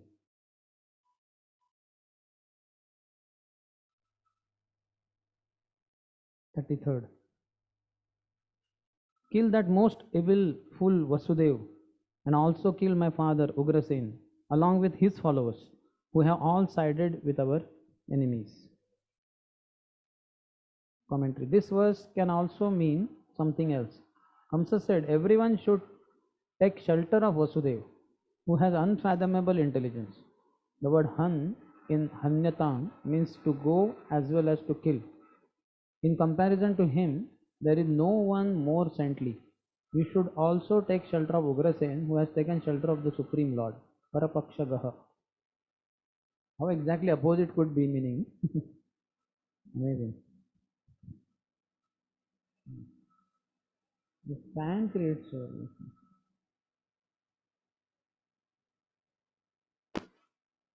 the fan, I believe. Fan is rotating like anything. Just take your ear near to them. Here. Okay, anyway, what your Jiva Goswami and Sanatana Goswami saying? Vasudeva is wicked, Sudurmeda, because he switched his son for Nanda's child. He is most untruthful, Asattama, since he broke his promise to deliver all his sons to me. Sometimes Vasudev's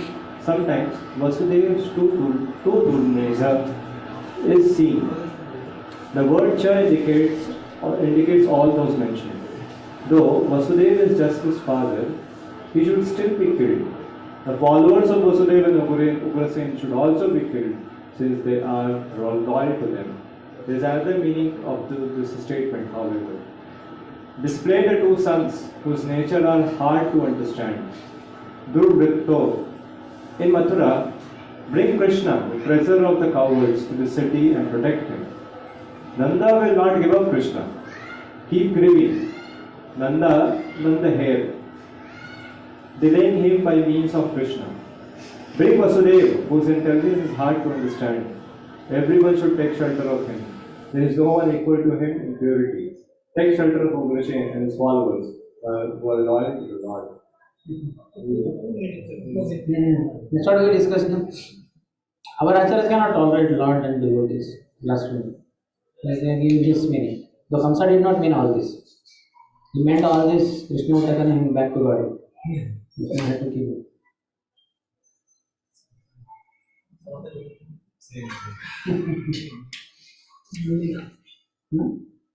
Next platform. Drumila. What's Drumila? Drumila is one of the 9 Yogatas. Vedanta means he was born from Ugrasena.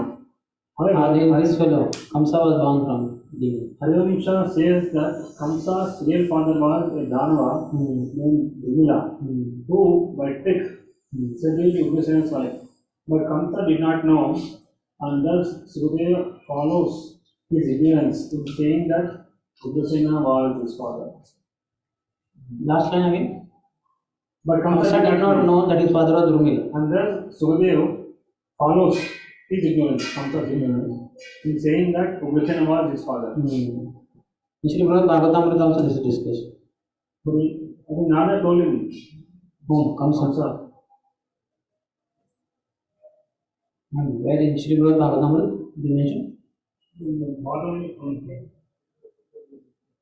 I don't remember anywhere having heard this already.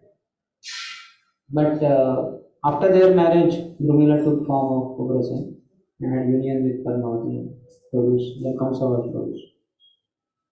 So he was son of a demon. He was not son of Ugrasena.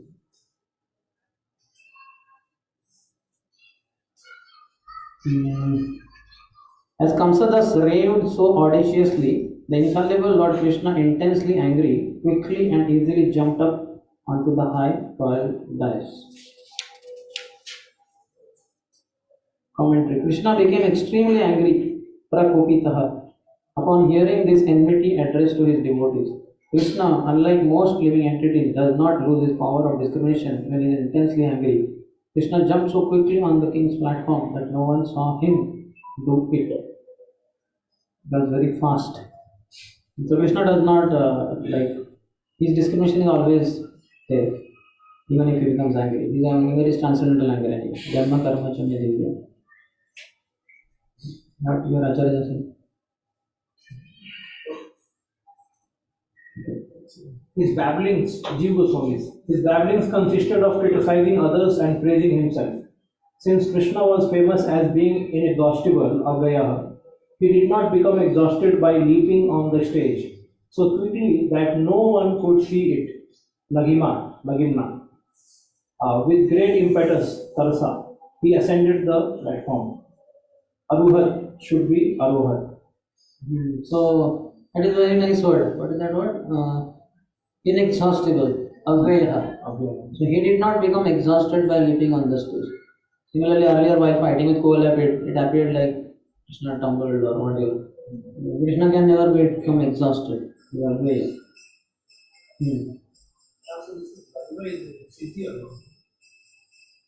Laghimna is written. It was very fast, no? So quickly that no one could see it. Laghimna. Here, what is the translation? The ease. Quickly only. Jumping. Could be.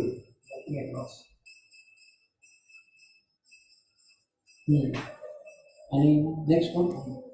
Sanatana Goswami. Why means certainly Krishna became very angry at the proud words of Kamsa, which were more and more offensive. Quickly he jumped on the platform, though it was high. Okay. Seeing Lord Krishna approaching like death personified, the quick-witted Kamsa instantly rose from his seat and took up his sword and shield. 36. Okay, your something is there? Seeing Krishna quickly enter the royal pavilion, seeing him as his own death, out of great fear, fearful Kamsa, Manashvi, having a bad mind, rose from his seat and, not having a weapon, grabbed his sword and shield. Words ending in mat or other suffix express abundance, criticism, praise, constant connection, excess, or combination. Thus, Manashwini can mean having abundance of mental anguish or fear. Manashwini. Okay, 36. Sword in hand, Kamsa moved quickly from side to side like a hawk in the sky. But Lord Krishna, whose fearsome strength is irresistible, powerfully seized the demon just as the son of Taraksha might capture a snake. No commentary. Okay? Jiva Goswami is from where is it? This is directly 10th canto or Krama Sandarbha or which Sandarbha? That is not mentioned. Jiva Goswami. Kamsa moved about. Bhakti Sandarbha would be there or Bhakti Sandarbha, but this is in sequence only, no? So that is not exactly in that way. This is not Karma Sandarbha. Nobody knows. Bhakti. Krishna moved about quickly in various ways. B. Charantam, circling around to the left and right with great skill, like a hawk in the sky. This indicates that he was hard to catch. But Krishna seized him with great strength. It was Kamsa, na? You read Kamsa? I was wondering why Krishna is moving. Kamsa, read again. Kamsa moved about quickly in various ways. V. Charantam, circling around to the left and right with great skill, like a hawk in the sky. This indicates that he was hard to catch. But Krishna seized him with a great strength. Prasahaya.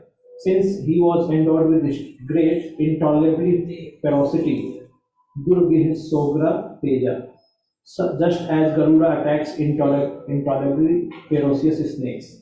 The example shows that many intolerably ferocious snakes can be easily caught since their power is ordinarily compared to Krishna's. In that, what they call, that YouTube channel is there, I don't know which one, Wildlife something. There they show many examples of this. How the snake is there coming out of the hole, looking here, eyes, and they show then the eagle at a distance. The eagle is also looking, okay, this fellow is coming out. And the eagle will be going high in the sky and just shooting, capture that, and then the snake runs and this fellow will also go with his, what they call? Claws. Talons, I think. What is it? Scratch him and all that, and then eventually sit on him and scratch him down and kill him.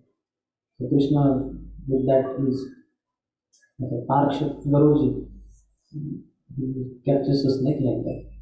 37th. Grabbing Kamsa by the hair and knocking off his crown, the lotus-naveled Lord threw him off the elevated dais onto the wrestling mat. Then the independent Lord, the support of the entire universe, threw himself upon the king. In Krishna book Prabhupada says, Krishna at once straddled his chest, he sat or stood up there, his chest, and began to strike him over and over again. Simply from the strokes of his fist, Kamsa lost his vital force.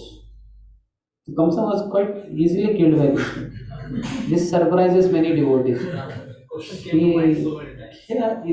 Because so many demons he had defeated, Putana and whatnot. And these people, how, even other demons Krishna killed, there was some some time fighting with them, some kind of challenge in oneself. Here, though, nothing. Wait. Who, Krishna? Because they were capturing the Vasu. They are trying to kill everyone already for so many years. Yes. Kamsa also Ordered what? ordered to these warriors.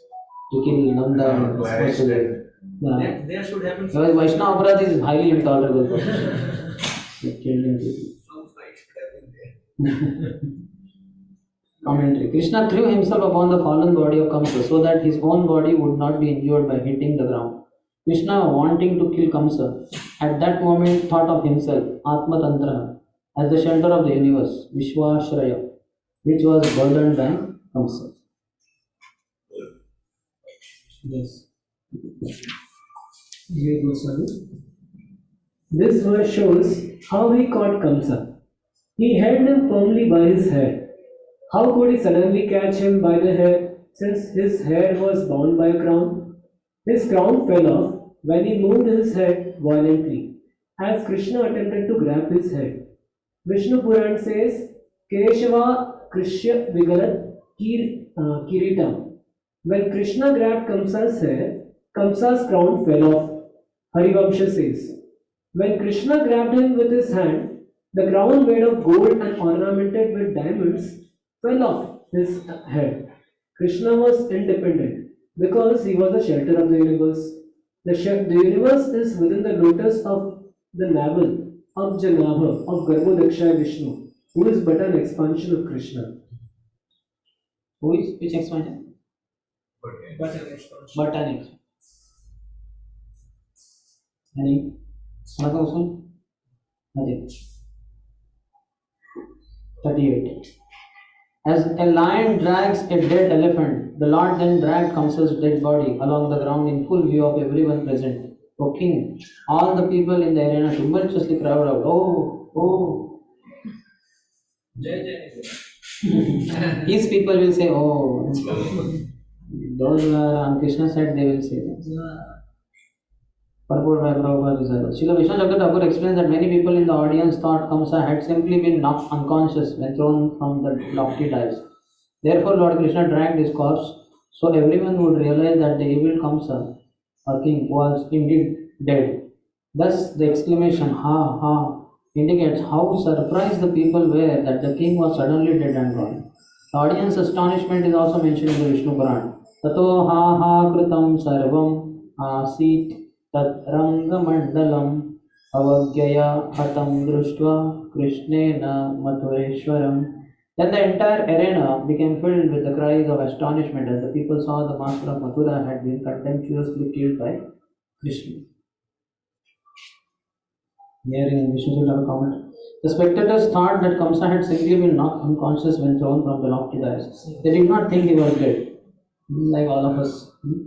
Therefore, Krishna dragged his corpse so everyone would realize that the evil king was indeed dead. The audience expressed their surprise, saying, "Ha ha, ha heti," because though Kamsa was a great warrior, he had been killed with such disdain. Disdain is contempt. The audience astonishment is also mentioned in the Vishnu Puran. The Muhammad only.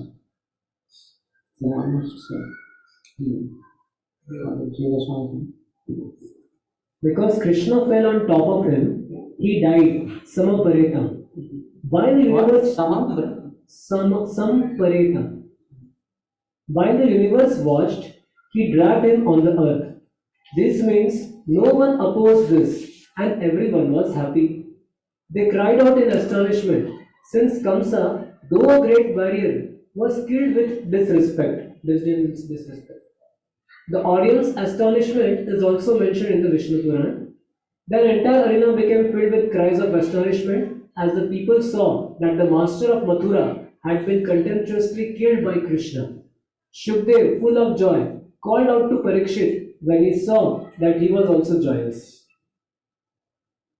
Sanatana Goswami. Who was joyous? Parikshit. Parikshit was joyous. Same.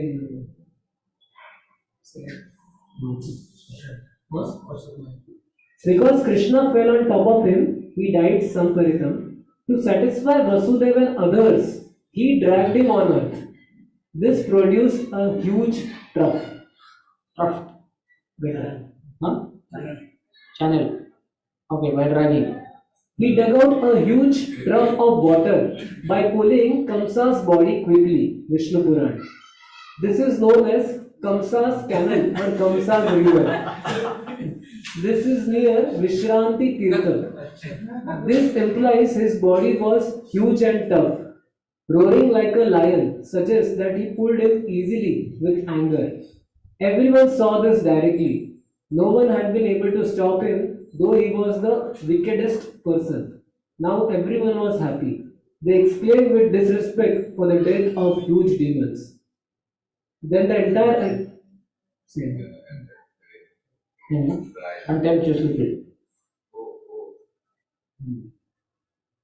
Kamsa had always been disturbed by the thought that the Supreme Lord was to kill him. Therefore, when drinking, eating, moving about, sleeping, or simply breathing, the king had always seen the Lord before him with the disc weapon in his hand. But Kamsa achieved the rare boon of attaining a form like the Lord's. Sarupya. For a commentary. Although born out of fear, Kamsa's constant meditation on Krishna eradicated all his offenses, and therefore the demon got liberation. This is the intention of the verse. There.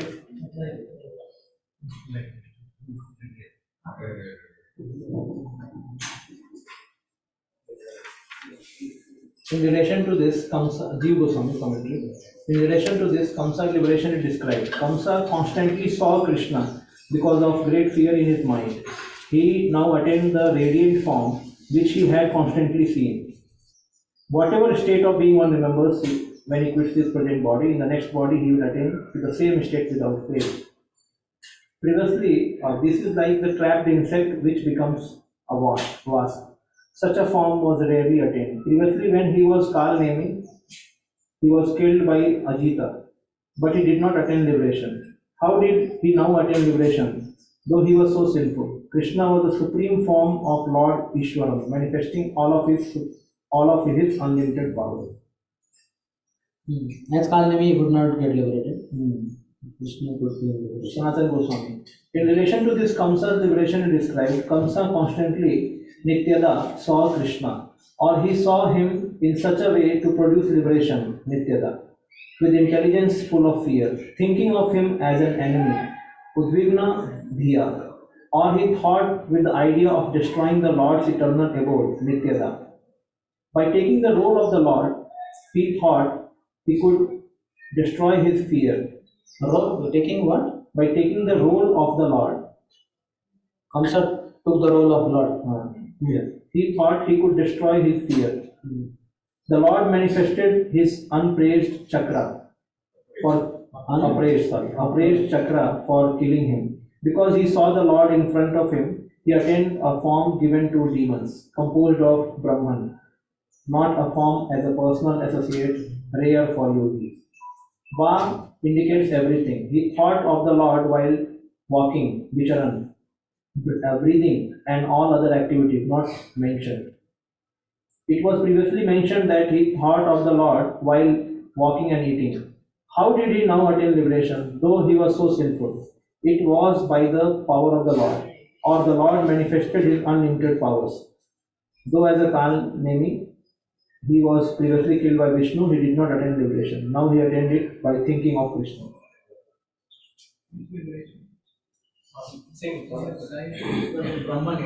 That's what I was wondering. He thought he saw the Lord with disc, or he saw what? He saw Brahma Jyoti carrying disc. What was that expression? He said he attained a form given to demons composed of Brahman, not as a form as a personal associate. So that Sarupya means Sayuj only then. And he did not get Sarupya. Sayuj. That roop is impersonal. Because he meditated on impersonal Brahman only. Like that, no? Correct? No, because it's a demon, therefore you will always get that one. Yeah. For some special like. No, but Sarupya word is used, no? So that becomes confusing. His Rupam. Which Roop? Impersonal.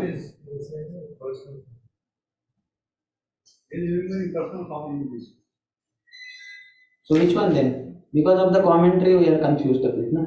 Otherwise everybody safely assumed that Sarupya is going to Vaikuntha planet and attaining the similar form like Lord's. Sometimes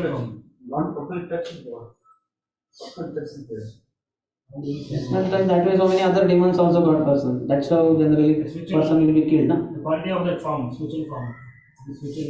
So that Brahmeti Paramatmati Bhagwan in one sense, absolute truth has all three features. But because his meditation was on the impersonal Brahman, isn't it? That's why he got merged into impersonal. He saw the Lord. That's what I am asking. How the Lord with the disc? It's not that. Jiva Goswami is telling Prabhuji he got Sarupya. Sanatana Goswami is telling he got Sayuj. That's right. Difference. That's right. Where Jiva Goswami is saying? Jiva Goswami is saying Clearly वो mention नहीं किया है. Here, where is it? he is saying first paragraph.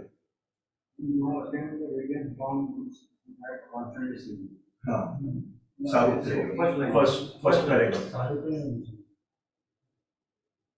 Radiant form is sometimes soul also goes, it becomes radiant only. When he leaves the So body, the the description radiant. there which he has at constituency. So Krishna na conference of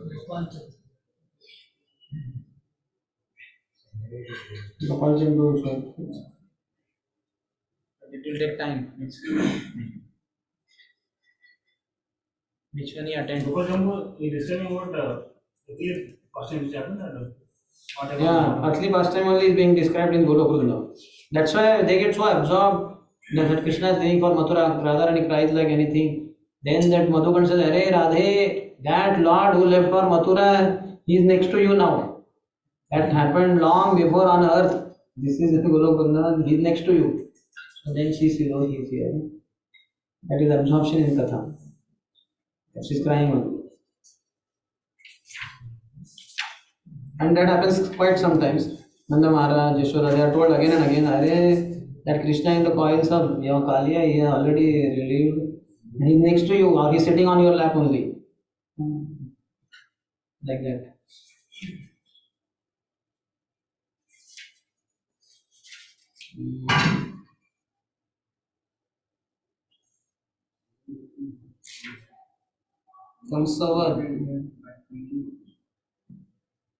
Samsavad is there, but page number 356.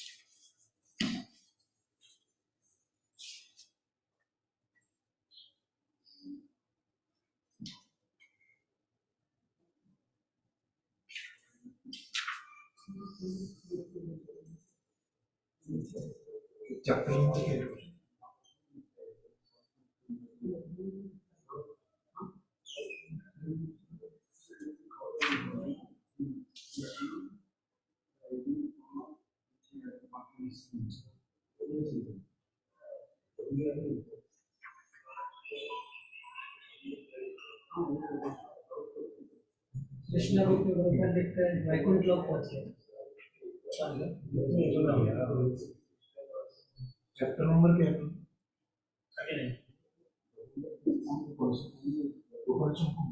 तब श्री कृष्ण ने उनको विश्वास दिलाने के लिए उस सभा में उस मरे हुए कंस को अवज्ञा पूर्वक पृथ्वी पर चारों ओर इस प्रकार घसीटा जैसे बलवान सिंह मरे हुए हाथी को खींचा करता है। उस समय चारों ओर जय जय ध्वनि पूर्वक वाद्य कोलाहल मच गया एवं स्वर्गवासी देवतागण तथा पृथ्वीवासी नर नारी सब स्तुति करते हुए श्री कृष्ण पर फूलों की अतिशय वर्षा करने लगे। आनंदवर्धन श्री कृष्ण ने तत्क्षण ही कंस को मुक्ति प्रदान कर दी। आत्मीयगण ने उस समय श्री कृष्ण की इतनी अर्चना की कि वह स्थगित बुद्धि विमुग्ध हो उठे। इधर तो इतना ही लिखे मुक्ति प्रदान की।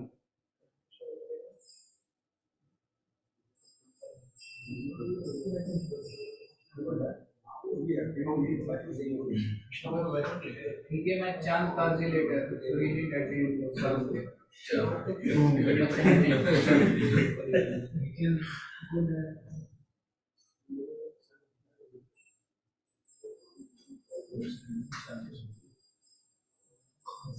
demons attain generally two kinds of liberation.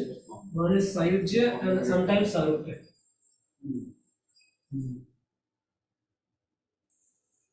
ठीक है unresolved kind of. Majority of votes come from votes. If not by Krishna's killing, by your votes, you will definitely get something. Acharya votes. Acharya. I thought you were talking about Bhakti Vedanta students' votes. Jiva is saying, Sarupti. by the power of yogis, he will change it from Brahman to Kola. Kamsa's younger brothers led by Kanka and Nyagrodha then attacked the lords in a rage, seeking to avenge their brother's death.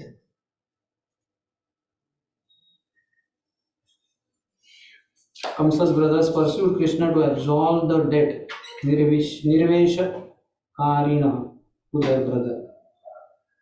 Anything?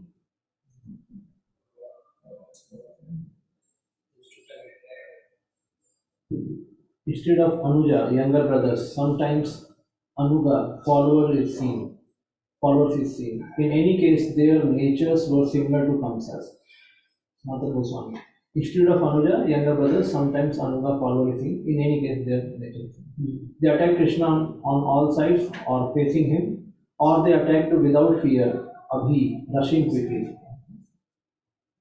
As they ran swiftly toward the two lords, ready to strike, the son of Rohini slew them with his club, just as a lion easily kills other animals. Jiva Goswami. They were as quick, Rabasan, as Kamsa, or showed similar anger, Tatha. By divine power, he obtained a Pariga, or the elephant tusk looked like a Pariga. Sanatana Goswami. By divine what? Who attained? These all brothers, followers. Again read. By divine power, he obtained a Pariga. Who he? No, Balramji. Pariga is the elephant tusk. Yeah. Or elephant tusk looked like a Pariga. Sanatana Goswami. He killed them. They were as quick, Rabasan, as Kamsa, or showed similar anger, Tatha. He raised his club, a weapon made of his mushala, pestle, and killed them since he was the son of Rohini, doing what was pleasing for Krishna's pastime. Or he wanted to please Vasudeva and Devaki, his parents. The enemies were like animals, and Balram was like a lion. They were insignificant. He could kill them easily. One place it is said he lifted the tusk, another place it is said he lifted Mushala. Yeah. Look like? What look like? By divine power, he obtained the elephant tusk looked like a So he had elephant tusk, but it looked like Pariga. But any of the other Sanatana Goswami says Mushala. Kettle drums resounded in the sky as Brahma, Shiva, and other demigods, the Lord's expansions, rained down flowers upon him with pleasure. They chanted his praises and their wives danced. Jiva Goswami. The Devatas were the servants of Krishna.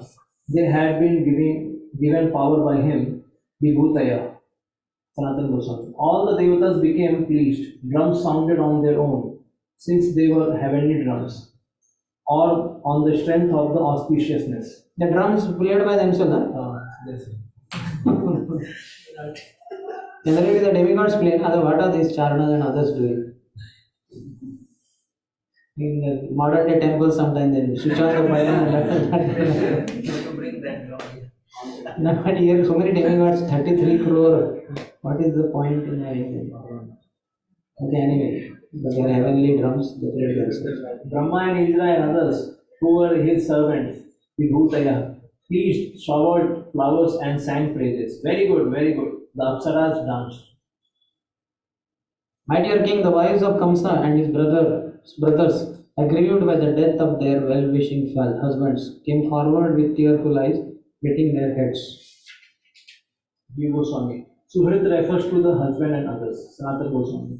The wives and the other women related to Kamsa and his allies, grieving because of the death of their husbands, etc., approached those dead bodies in the arena, Abhiyu, or they came without fear, Abhi.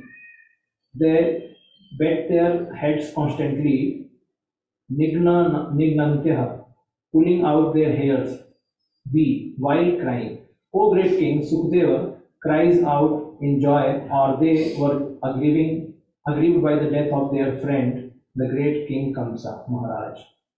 Though they grieved for others, they did so especially for Kamsa, who was the protector of all. Embracing their husbands, who lay on a hero's final bed, the sorrowful women loudly lamented while shedding constant tears. Sochati or Sochanta, lamenting. Veer Sayayam means death on the battlefield. They were lying down as if sleeping. Sayanan. Veer Sayanan means death on the battlefield. They were lying down as if sleeping. They each embraced their husband and lamented with loud, pitiful voices while constantly releasing tears. Constantly can modify the verb as well, other verbs as well. The women cried out, "Alas, O Master, O dear one, O knower of religious principles, O kind and compassionate protector of the shelterless, by your being slain, we have also been slain, together with your household and offspring." Here Krishna Chakravarti says, "The daughter of Jarasan and others who were married speak in 2 verses. Along with our houses and offspring, we also have been killed." Each wife lamented in this way, or the wives of Kamsa lamented as in the verse. Since they were the chief women lamenting, they were so compassionate, Karuna. We have been slain along with other houses and children by your dying. They say that out of great grief, another burden has Tvai Apahrita Api Nihata.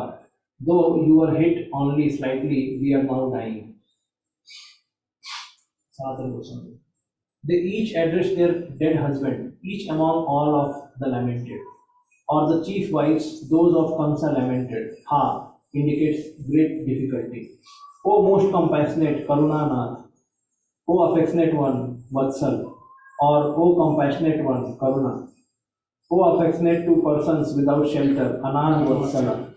The addresses were progressively more excellent. By your complete death, Ahate, we die, or even slightly wounded, we along with our children die completely. Nihata. What we speak of your dying. O great hero among men, bereft of you, its master, this city has lost its beauty, just as we have, and all festivity and good fortune within it have come to an end. Whom they are referring to previously? Their husbands dead. Offspring means children. Children, that means they will be like fatherless now. Becomes a means. I don't know, but must be there. At least they were said, na? The husbands, the name of husbands means. Kamka and Yagrodha, and there are 8 brothers, no? Kamsa has. So Kamsa also must be having children. They had 2 wives. The lamenting especially for Kamsa, but for others also. Yeah, others also, brothers are there, no? They are more or less same.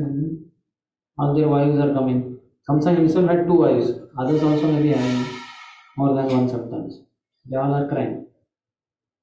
The 46th, The city is without festivals and auspicious singing and dancing, since you have been separated from us permanently. Vi Rahita. Your qualities are not present in anyone else. Purusha Rishabha. The words also have a negative meaning. Anath Priya Dharma Gya Karuna Anatha Vatsala may be taken as one word. O wretched, with no affection, no knowledge of dharma, no mercy, and without compassion for the wretched. Rishabha refers to a musical note, a medicinal herb, a bull, and also means accident according to the Vishnu Prakash. O devious man, does not the city look wonderful without you? Yeah, that happens. Like Ravana also killed Mandodari the way she cries, na? She says, "Oh, now what will happen? This, that," and then she says, "You made everybody cry, and this was bound to happen because you took Lord Ram's wife." So they say from both angles also. The personal grief also they reveal, and then they say how you should not have taken this path. So here anyway, we don't know exactly what. But I think that is coming the other side. Oh dear one, you have been brought to this state. Yeah, they are telling anyway. But where is Rishabha? What you are saying again? Huh? No, in this verse. Okay, the Purusha Rishabha. Purusha means the best of the human beings or the supreme being. Rishabha. Or Rishabh properties. But here anyway, these women in their grief are saying like that. Now next verse we can see. Anagasam dvam bhutanam Kritavan droham ulbanam Tene mam bodasham nito Bhuta drukko labhecham Oh dear one, you have been brought to this state because of the terrible violence you committed against innocent creatures. How can one who harms others attain happiness?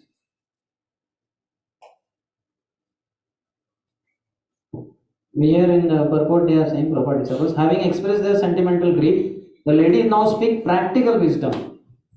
See, sentimental grief is over till 46th.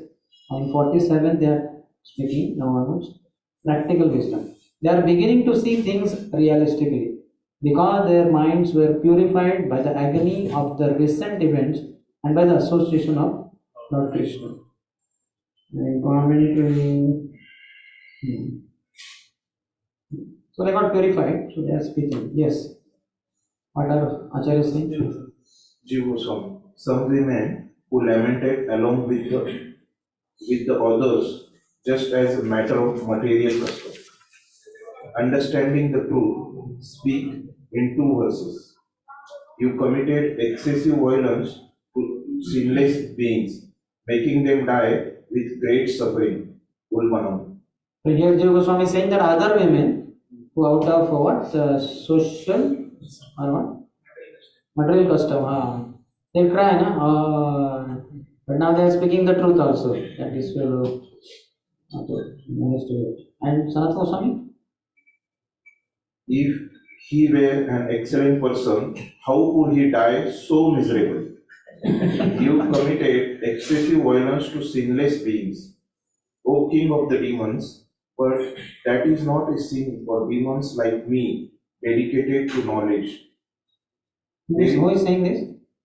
O king, women are saying. Women are saying, that is not a sin. O king of demons, but that is not a sin for demons like me, dedicated to knowledge. Kamsa's arguing. Then next, refutation. There is no happiness or auspiciousness, shama, for the violent person. Okay, then refuting. Kamsa is dead, but still Acharya saying, he may say like this, So then they are refuting it. सर्वेषामिह भूतानां एष हि प्रभवाप्ययः भोक्ता च तद् अवध्यायी न क्वचित् सुखमेदते.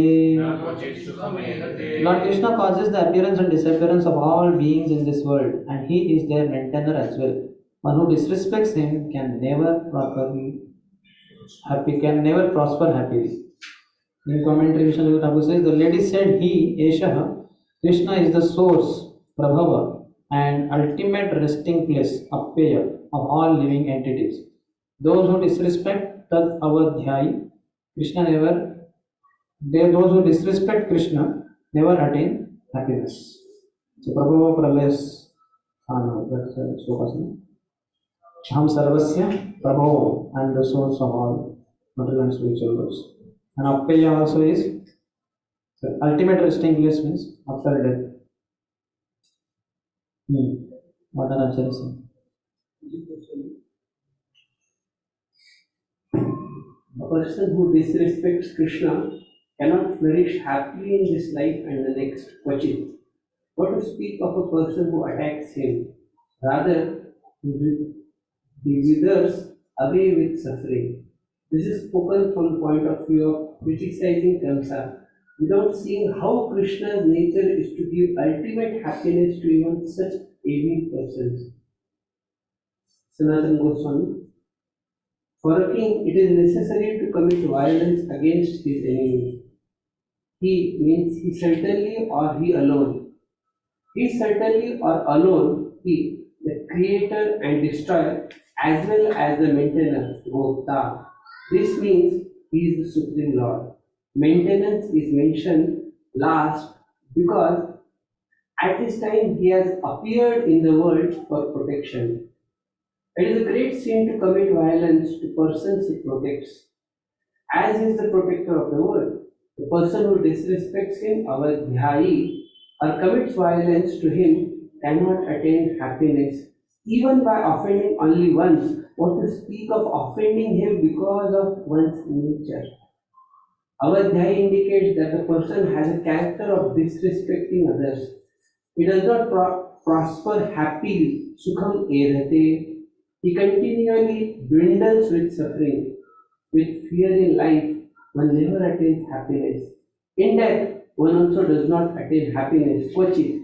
Liberation is the only way to have absence of suffering. Liberation is the only way to have the absence of suffering. Okay, 49. Shri Shukha Uvacha Rajayoshita Ashwasya Bhagavan Loka Bhavanaha Yamahurlaukikim Samstham Atanam Samakarayat. Shukdev Goswami said, after consoling the royal ladies, Lord Krishna, sustainer of all the worlds, arranged for the prescribed funeral rites to be performed. According commentary says, O wives of Kamsa, today you have met with great misfortune, but I am obligated to protect you. So why should you worry? In this way, Krishna consoled them. So he will take care.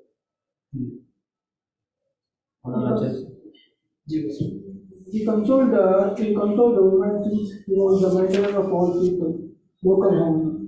With natural compassion, Vishnu Puran says, the Lord, experiencing great unhappiness and then afflicted with suffering, comforted the woman personally with tears in his eyes. Tears in his eyes.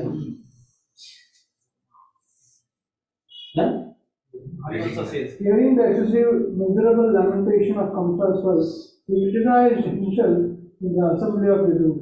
Oh, I have widows of Kamsa's 1,000 wives because of my foolishness influenced by 1,000 wives? Rasi and Bhakti, there are only two men. Apart from that, 1,000. Thousands means 1,000 or more than 1,000? 1,000. Only one.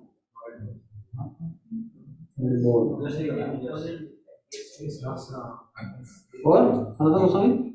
Krishna arranged for the funeral rites for the dead. Sanito Yamuna. I don't read that translation. Rites were performed on the north bank of the Yamuna. He made the arrangement in order to stop the lamentation of the women and to maintain the purity of the holy places. Sujiv Goswami says this. This is another Goswami. Mataram Vidaram Chaiva Mochayitva Thana Bandhanat Krishna Ramo Vavandat Te Kirasa Sprusha Padayoho.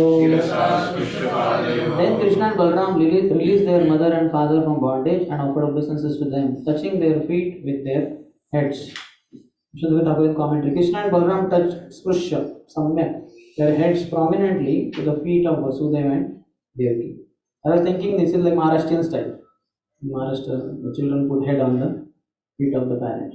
In North India, I think they only say Pailavu. They touch the feet with the hand. So Maharashtrians are perfect in their following Krishna and Balram. They released their parents and later offered respects. Unable to tolerate others' grief, he was first eager to make arrangements for their wives with their deceased husband. He was eager to make arrangements for their wives with their deceased husband. with the funeral and all that. And then when all people had left, the noise subsided. The two boys then touched their heads completely to their parents' feet. After making arrangements for Kamsa's body, because he could not tolerate others' suffering, he freed first his mother out of extreme affection and to please Vasudeva, and then freed Vasudeva, his father, since he could not tolerate their bondage. The two boys touched their heads to their feet, showing great devotion to them. Krishna is mentioned first, since he was filled with compassion and did this first. Balram followed his action. Last verse. Devaki वसुदेवश्च विद्याय जगदीश्वरौ कृतसंवन्दनौ पुत्रौ सस्वजाते न शंकितो. Devaki and Vasudev, now knowing Krishna and Balaram to be the lords of the universe, simply stood with joined palms. Being apprehensive, they did not embrace their sons. In commentary, Vishwanath Thakur writes, remembering the events of Krishna's birth and observing his power in killing Kamsa, Vasudeva and Devaki saw Krishna as the Supreme Lord and therefore could not embrace him. Being aware of the custom that parents do not bow to their children, Vasudeva and Devaki did not offer obeisances to Krishna. Paralyzed from fear, they simply stood there. So they are not able to reciprocate as parents, nor are they able to bow down. They cannot bow down. Just close the name and says. Jiva Goswami. They knew that the two boys were lords of the universe, particularly since they had just seen their astonishing actions. They developed realizations of their great power, remembering the news about their birth. They became frightened, thinking of their sons as the lords of the universe. Though the two sons were now devoted, offering respects, they did not embrace their sons but stood offering respects and praises. Vishnu Puran says, Vasudeva and Devaki raised Krishna from the ground and remembering the words spoken at his birth, they offered respects to him. They offered respects to him. Raised Krishna. Their long prayer is recorded in Vishnu Puran. Respect means offered prayers. Sanatana Goswami. They knew the boys were the Supreme Lords in a special way. Previously they saw Krishna's remarkable form in the prison, but now they had seen and heard about his astonishing actions and realized them as lords of the universe. Or experiencing the boys with parental love in prema was superior to knowing them as lords of the universe. In this way the realization was special.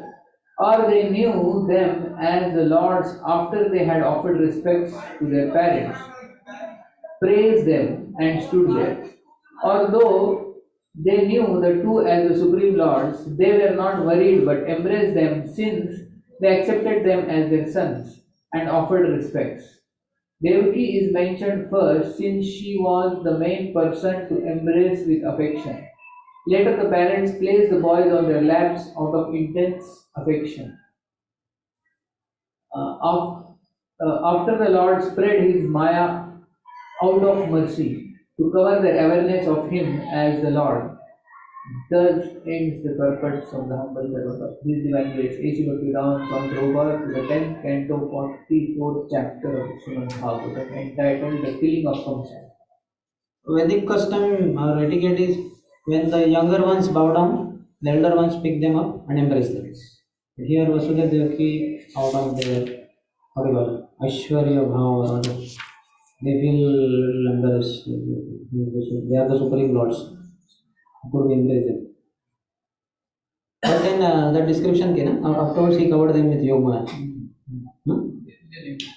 Then they embraced. Yes, any question? Dashavatara. Other people say that Krishna and Balaram Dashavatara. But we as a Vishnu Sundar, only Balaram came as one of the Dashavatara. So where is the authentic information? Jayadeva Goswami's thing only. He says Balaram is one incarnation. Keshava Dhrita, Aladhara Rupa, Jaya Jagadeesha Hari. Krishna is avatari, he is not avatar. Though he is enlisted in that in the third chapter of first canto, but afterwards he is again put separately. Same thing Krishna's Kaviraj Goswami also says in Chaitanya Charitamrita. He is the source of all incarnations. Other people they took Krishna, so they may taking different references. They may take The Dashavatara, they also include Lord Krishna, so they have different references or different. No, we also have a photo of Krishna Balaram, both are there, I think, in that Dashavatar. Photo is there, but it is referring very clearly to Haldar only. Keshava word is everywhere, that is for Krishna. Keshava took this form, Keshava took this form, Keshava took. He took other Rupa also. Yashodrita, another Rupa. Jaya Jagadish Hari. Then Rupapati Rupa, Vamana Rupa, Kurma Sharira and all that. So it's not that he Keshavadrita Krishna Rupa, that description is not. Keshav only, Krishna only came in these 10 forms. And Jayadeva Goswami is the most authentic. They sing also in the outside in India. Apart from that, any idea where else all 10 incarnations are described as Dashavata? Apart from Jayadeva Goswami. We don't know anywhere. What that is, Jayadeva Goswami? Yeah, made it very famous. Otherwise, there are so many incarnations in Avatara Yasanga, and even in Bhagavatam 3rd canto, 3rd chapter also, there are at least how many? 22 are there. But there also at the end anyway, Krishna's to Bhagavan's swayam. Even recently they made Ayodhya Giti, Ram Lalla. Krishna is there, the Dashavata outside is there. Krishna is Krishna. So they can be asked. Yeah, they have no the trust now, and devotees are there, Ram Lala devotees. They can be asked, these 10 incarnations, where is it mentioned in the scriptures? So no, mostly they will say Dashavata, it is Jayadeva Goswami. But there Krishna is not mentioned as an incarnation. Balram is mentioned. Where is Balram? Is Balram there in that time? So the Balram, the Krishna should not be there, Balram should be there. Because very clearly said, na, Yamuna, Geetam, what is that? When Balramji drank Varuni, then he became intoxicated and he told Yamuna, drank Yamuna. That clear description. And then Keshavadrita, Haladhara Rupa. That stanza says how Balramji, isn't it? He drank Yamuna. Similarly, Tavakara Kamalvari Nakham, Nasingdev, and then what is that? Nindasi, Ved, something like that. So very clear description of each 10 is there. So Krishna's no description is there. That means Krishna only accepted these 10 forms. He is the source of all 10. Outside the conception that Vishnu is main and Krishna is incarnate. That is there. But now talking about only 10 incarnations in specific. So where is the description? Apart from Jayadeva Goswami's Dashatas. And all these 10 also, Jayadeva Goswami, the way he described, nowhere Krishna's mention is there, Krishna's description. Kurma Sharira, then that Kurma, what he did and all that. Similarly, Buddha, what he does, Haldar, what he does. Everywhere, Keshava, Dhrita, Kurma Sharira, Vamana Rupa. So they are all incarnations of Krishna. You go to Ayodhya and ask them. And then we'll see their version. But they have some other version. Any other question? Now only I think the Nanda Maharaj gets doubt after Krishna kills Kamsa, that 7th child, 8th child of Vasudeva. Mike. So now he gets doubt, Nanda Maharaj, that he is not my son, right? This is the time. The Akashvani knows. Yeah, but throughout Gopal Champu, the way description is, Vasudeva is thinking he is his son, but actually he is my son. And everywhere Krishna also confirms it. So much so that when Rukmini is kidnapped by Krishna, he just puts her there in Dwarka, but he is not marrying only. Why? Because Nanda Maharaj has to give blessing. My father, without his blessing, how? So then the 2 messengers had been arranged by Nanda Maharaj. Like that 50 pairs. So 2 will go, then next 2, like that 50 pairs of messengers. 100 people were appointed by Nanda Maharaj to get continuous news of Krishna and Balaram wherever they are. So that, not Dwarka, Mathura first, then eventually when they shift to Dwarka, then Dwarka. So this is happening. So then these messengers come and say, Krishna has kidnapped Rukmini, but he is not marrying only. Why? Why he kidnapped for marrying? Without your blessing, father's and mother's blessing, how will he? So then Nanda Maharaj writes a letter, sends through the messenger. That, my dear Krishna, we have full sanction for your marriage. You are a king, so you naturally will marry. This is the age also. You marry her, like that.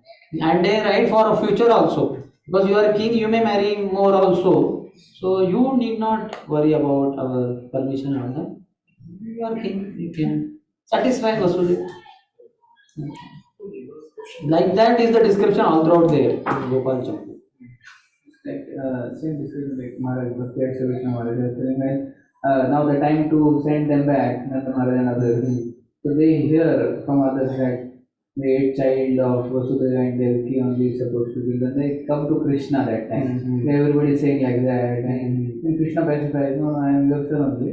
But now you should go. I have to stay here.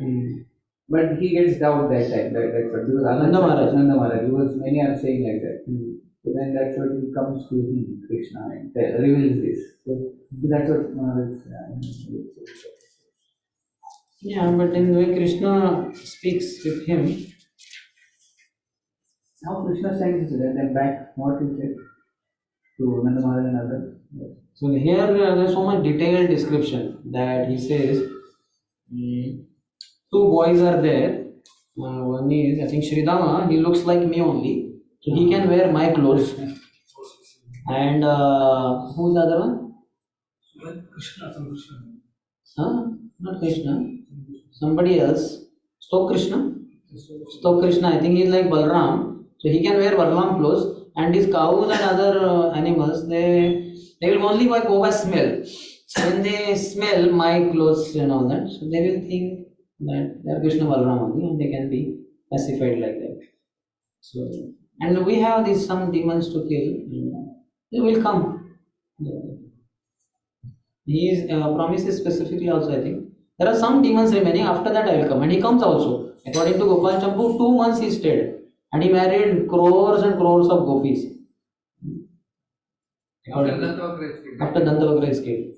And that happened after 44 years. So whatever the age, let's say he was 10, 11 years old, plus 44, at the age of 55 he came back. And he sent them back to Golokul. 2 months he stayed. That description is there here in Gopal Champu.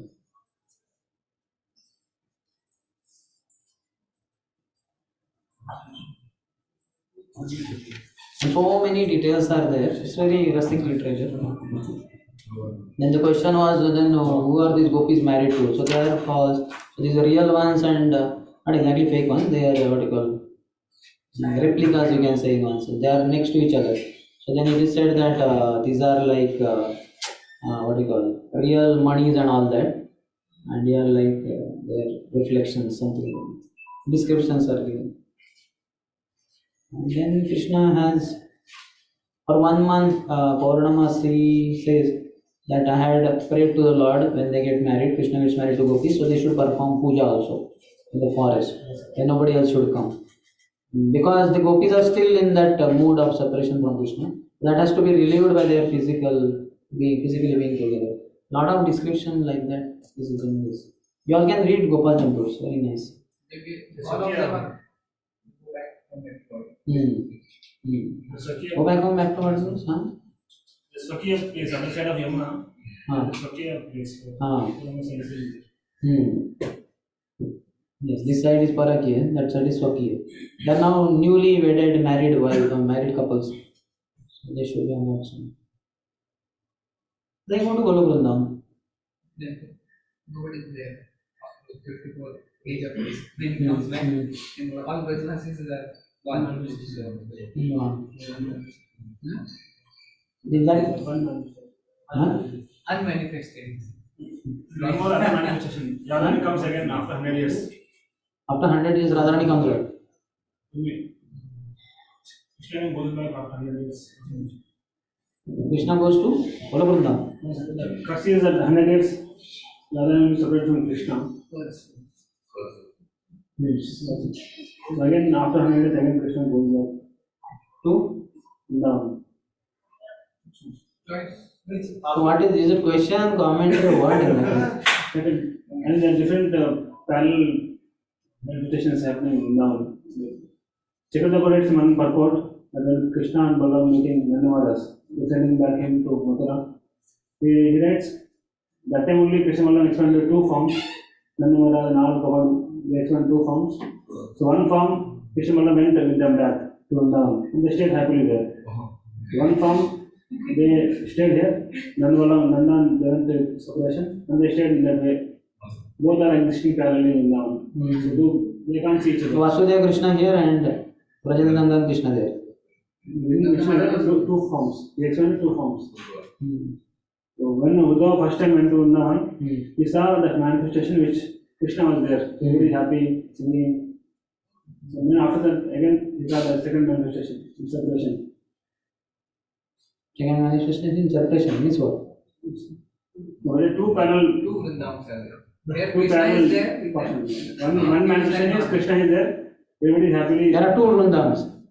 So Uddhava entered in one Vrindavan. Where? Same Same both are Vrindavan. happening, but both are happening without knowing each other.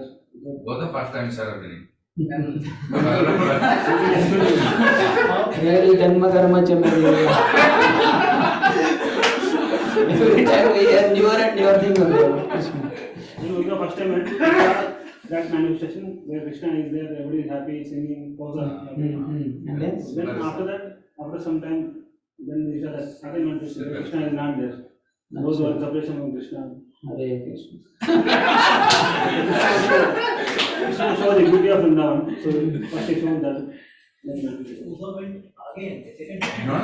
No, there only. Just after a few days. He stayed there for how long? 2 months. 2 months Balram stayed.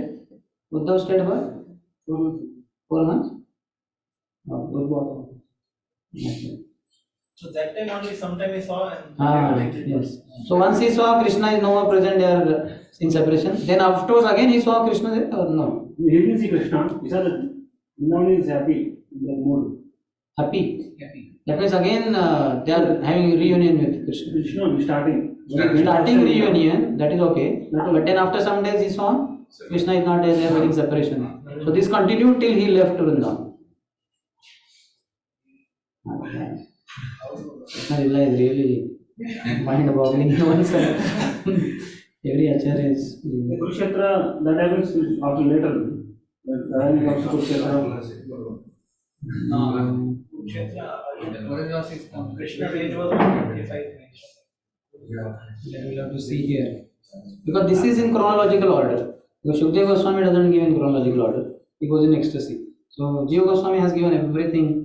Let me explain that after Radharani, all gopis also they also came to Dwaraka. They stayed with Gopikuva. They stayed there. So that description is not in this, I think. That is in Chaitanya Mangal, I think. Chaitanya Mangal talks about Rukmini Devi feeling separation, that Chaitanya Mahaprabhu appearance. But that Gopikuva, where is it?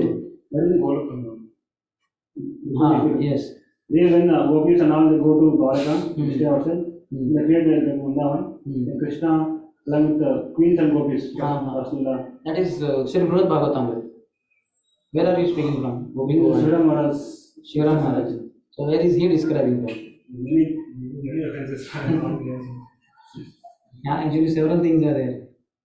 Apparently they entered into Gopikuva. When they are there, then all gopis enter into Gopikuva. That means Gopi Chandan. From there only they left. That description is there in Bhagavatam also. Na? Krishna showed them across Yamuna. He showed his abode, and then they were wondering. Then they understood that Golok and here, what is the difference? They are in the same place. That kind of description is there. But here he is saying only they entered inside only. And that too in Dwaraka, Gopikuva. There they disappeared. And here Gopal Thakur said that Krishna went to Vrindavan and there he took them. He left, but he goes back to Mathura. He goes back to Dwarka. Because some other things are remaining. Yes. Then he goes back. And then another day, then Radharani again came after Kurukshetra. You are not meaning that, na? Radharani went and like then 100 years gap was there. Because Radharani has to feel separation from Krishna, according to Krishna. And then Krishna went, like that. That time Radharani they all went to Krishna to Dwaraka. After 100 years separation. But Krishna means two forms. One went back. Okay, one went and one stayed back in Vrindavan. Only Radharani or all, everyone was there. Or one set was here. Nirmala says, well, I don't want Vasudeva to feel unhappy in a friend. So you are expert or you are wonderful. They will be here only. They also at the same time will be present in Mathura, Dwarka also. Then Krishna again expands, he stays on farm there and from farm goes back to Dwarka. Okay, when he is staying for 2 months in Vrindavan also, that time also when Krishna is in Mathura, in Dwarka. When his marriage happened that time. Yeah, Shri Krishna Bhagwan ki.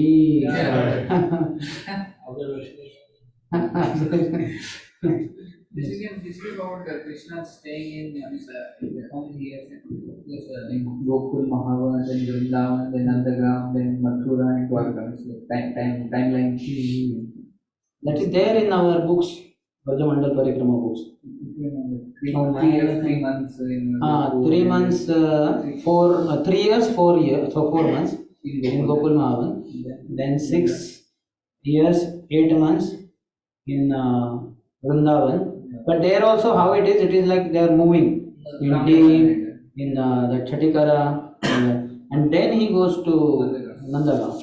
There is there till age 10 and 11, I think, 11 months.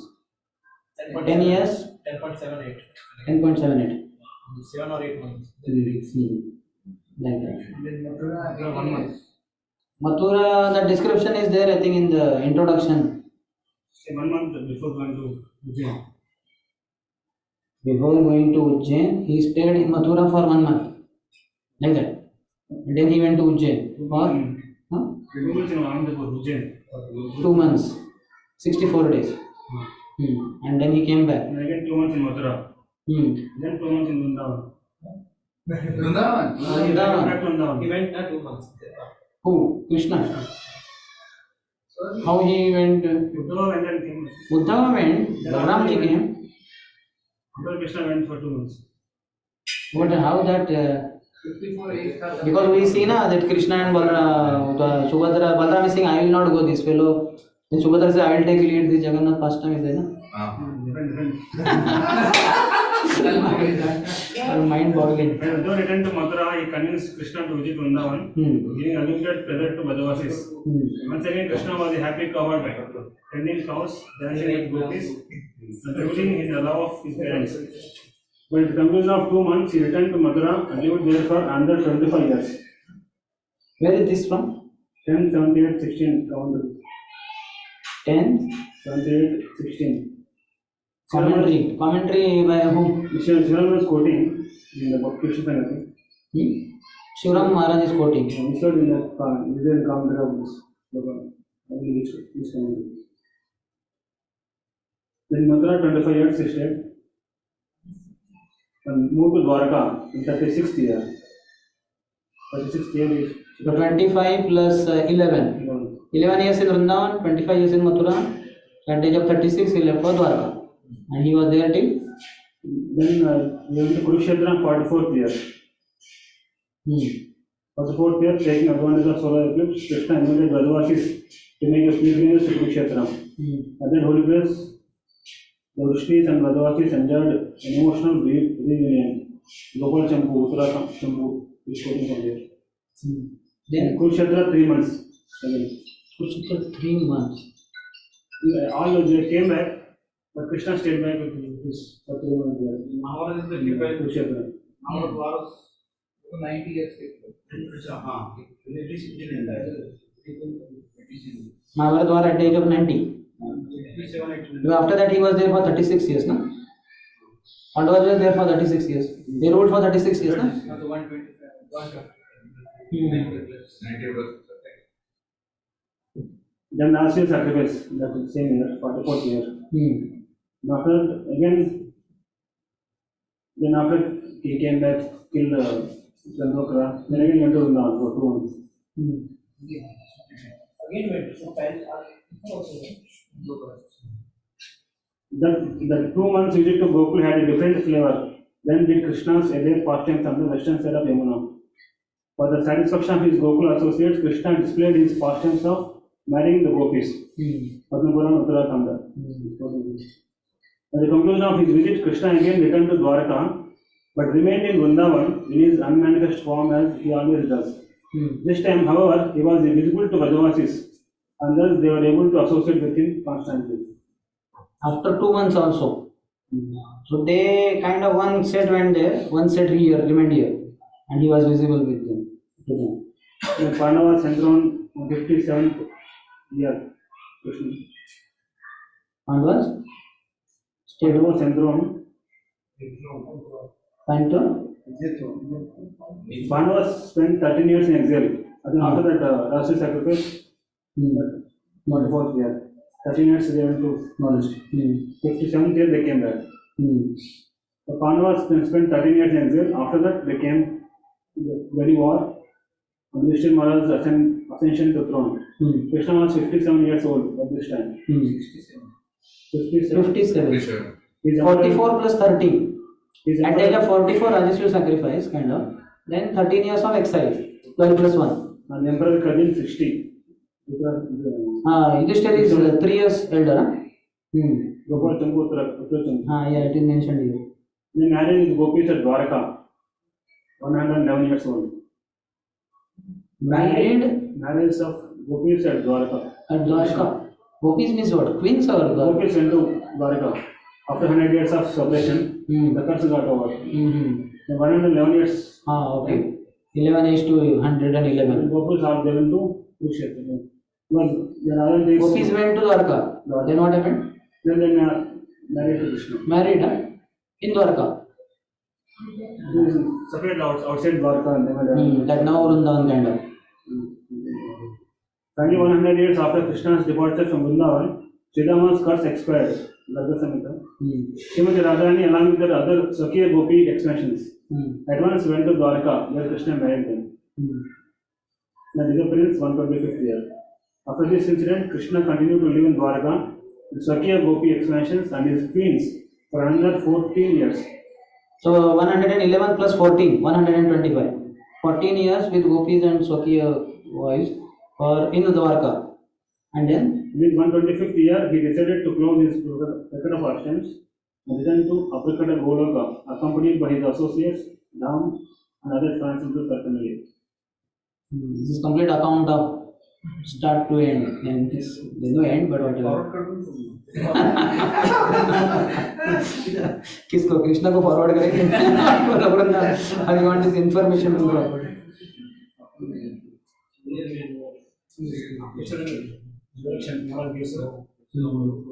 In that, which book is this? Krishna Sangati. Next unit. These are very vast.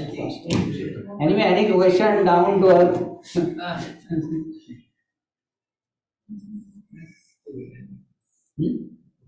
Online? Is there anyone online who has a question? They already left and they're taking lunch. Hare Krishna, Prabhu. Hare Krishna. Any observation? No. So you were saying, where is it written, those 10 incarnations, other places? I was just looking up Garuda Puran and Varaha Puran. Our Prabhu, Bhagavata Prabhu will forward to all the Bhakti Vedanta students. Actually, he is telling, Garuda Puran and Varaha Puran has it. And there is one article which says even Agni Puran and Vishnu Puran has those 10, wherein Krishna is one of those 10. And the verses are there. Verses of Garuda Puran and Varaha Puran are given. Okay, could you forward to all the devotees? I will forward that. I will forward to Organization Prabhu, he will forward to all. Okay. And what he just rattled away, Krishna staying here and there, if that could be forwarded to all, that will be very helpful. Yes, that is there in Shivaram Maharaj book, but that will be forwarded to all. Thank you, bro. Okay, so we end here. Srimad Bhagavatam ki jai, Srila Prabhupada ki jai, Samaveta Gaura Bhaktavranda ki jai, jai Gaur Pranam.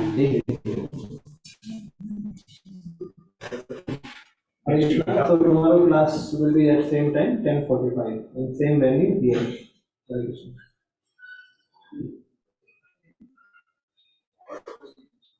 Okay, I will try to send that in chat, and then I will send you all.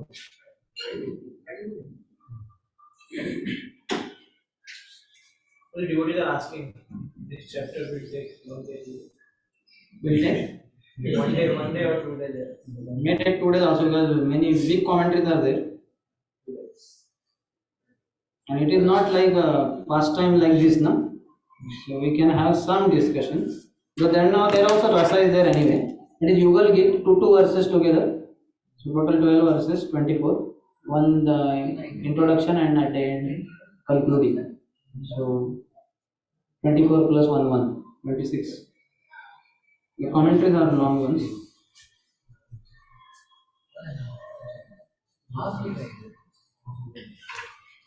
They have exam following this, na? Worst case, if tomorrow it ends, they can come and prepare for exam. Exam नहीं है? Weekend में होता है ना आपका? They prepare for 2 hours only. 1 hour to prepare. क्या बात है? आप सब एकदम श्रुतिधर है. Question already known, but you have to make the answers ready. You have to memorize, ना? जनरली देखना पड़ेगा क्वेश्चन भी है कि नहीं. अच्छा. कभी कभी आपका सीबी ही नहीं होता क्या? सीबी तो सब होता है, वो भी कभी नहीं होता हमारा. आपका तो भी अलग है.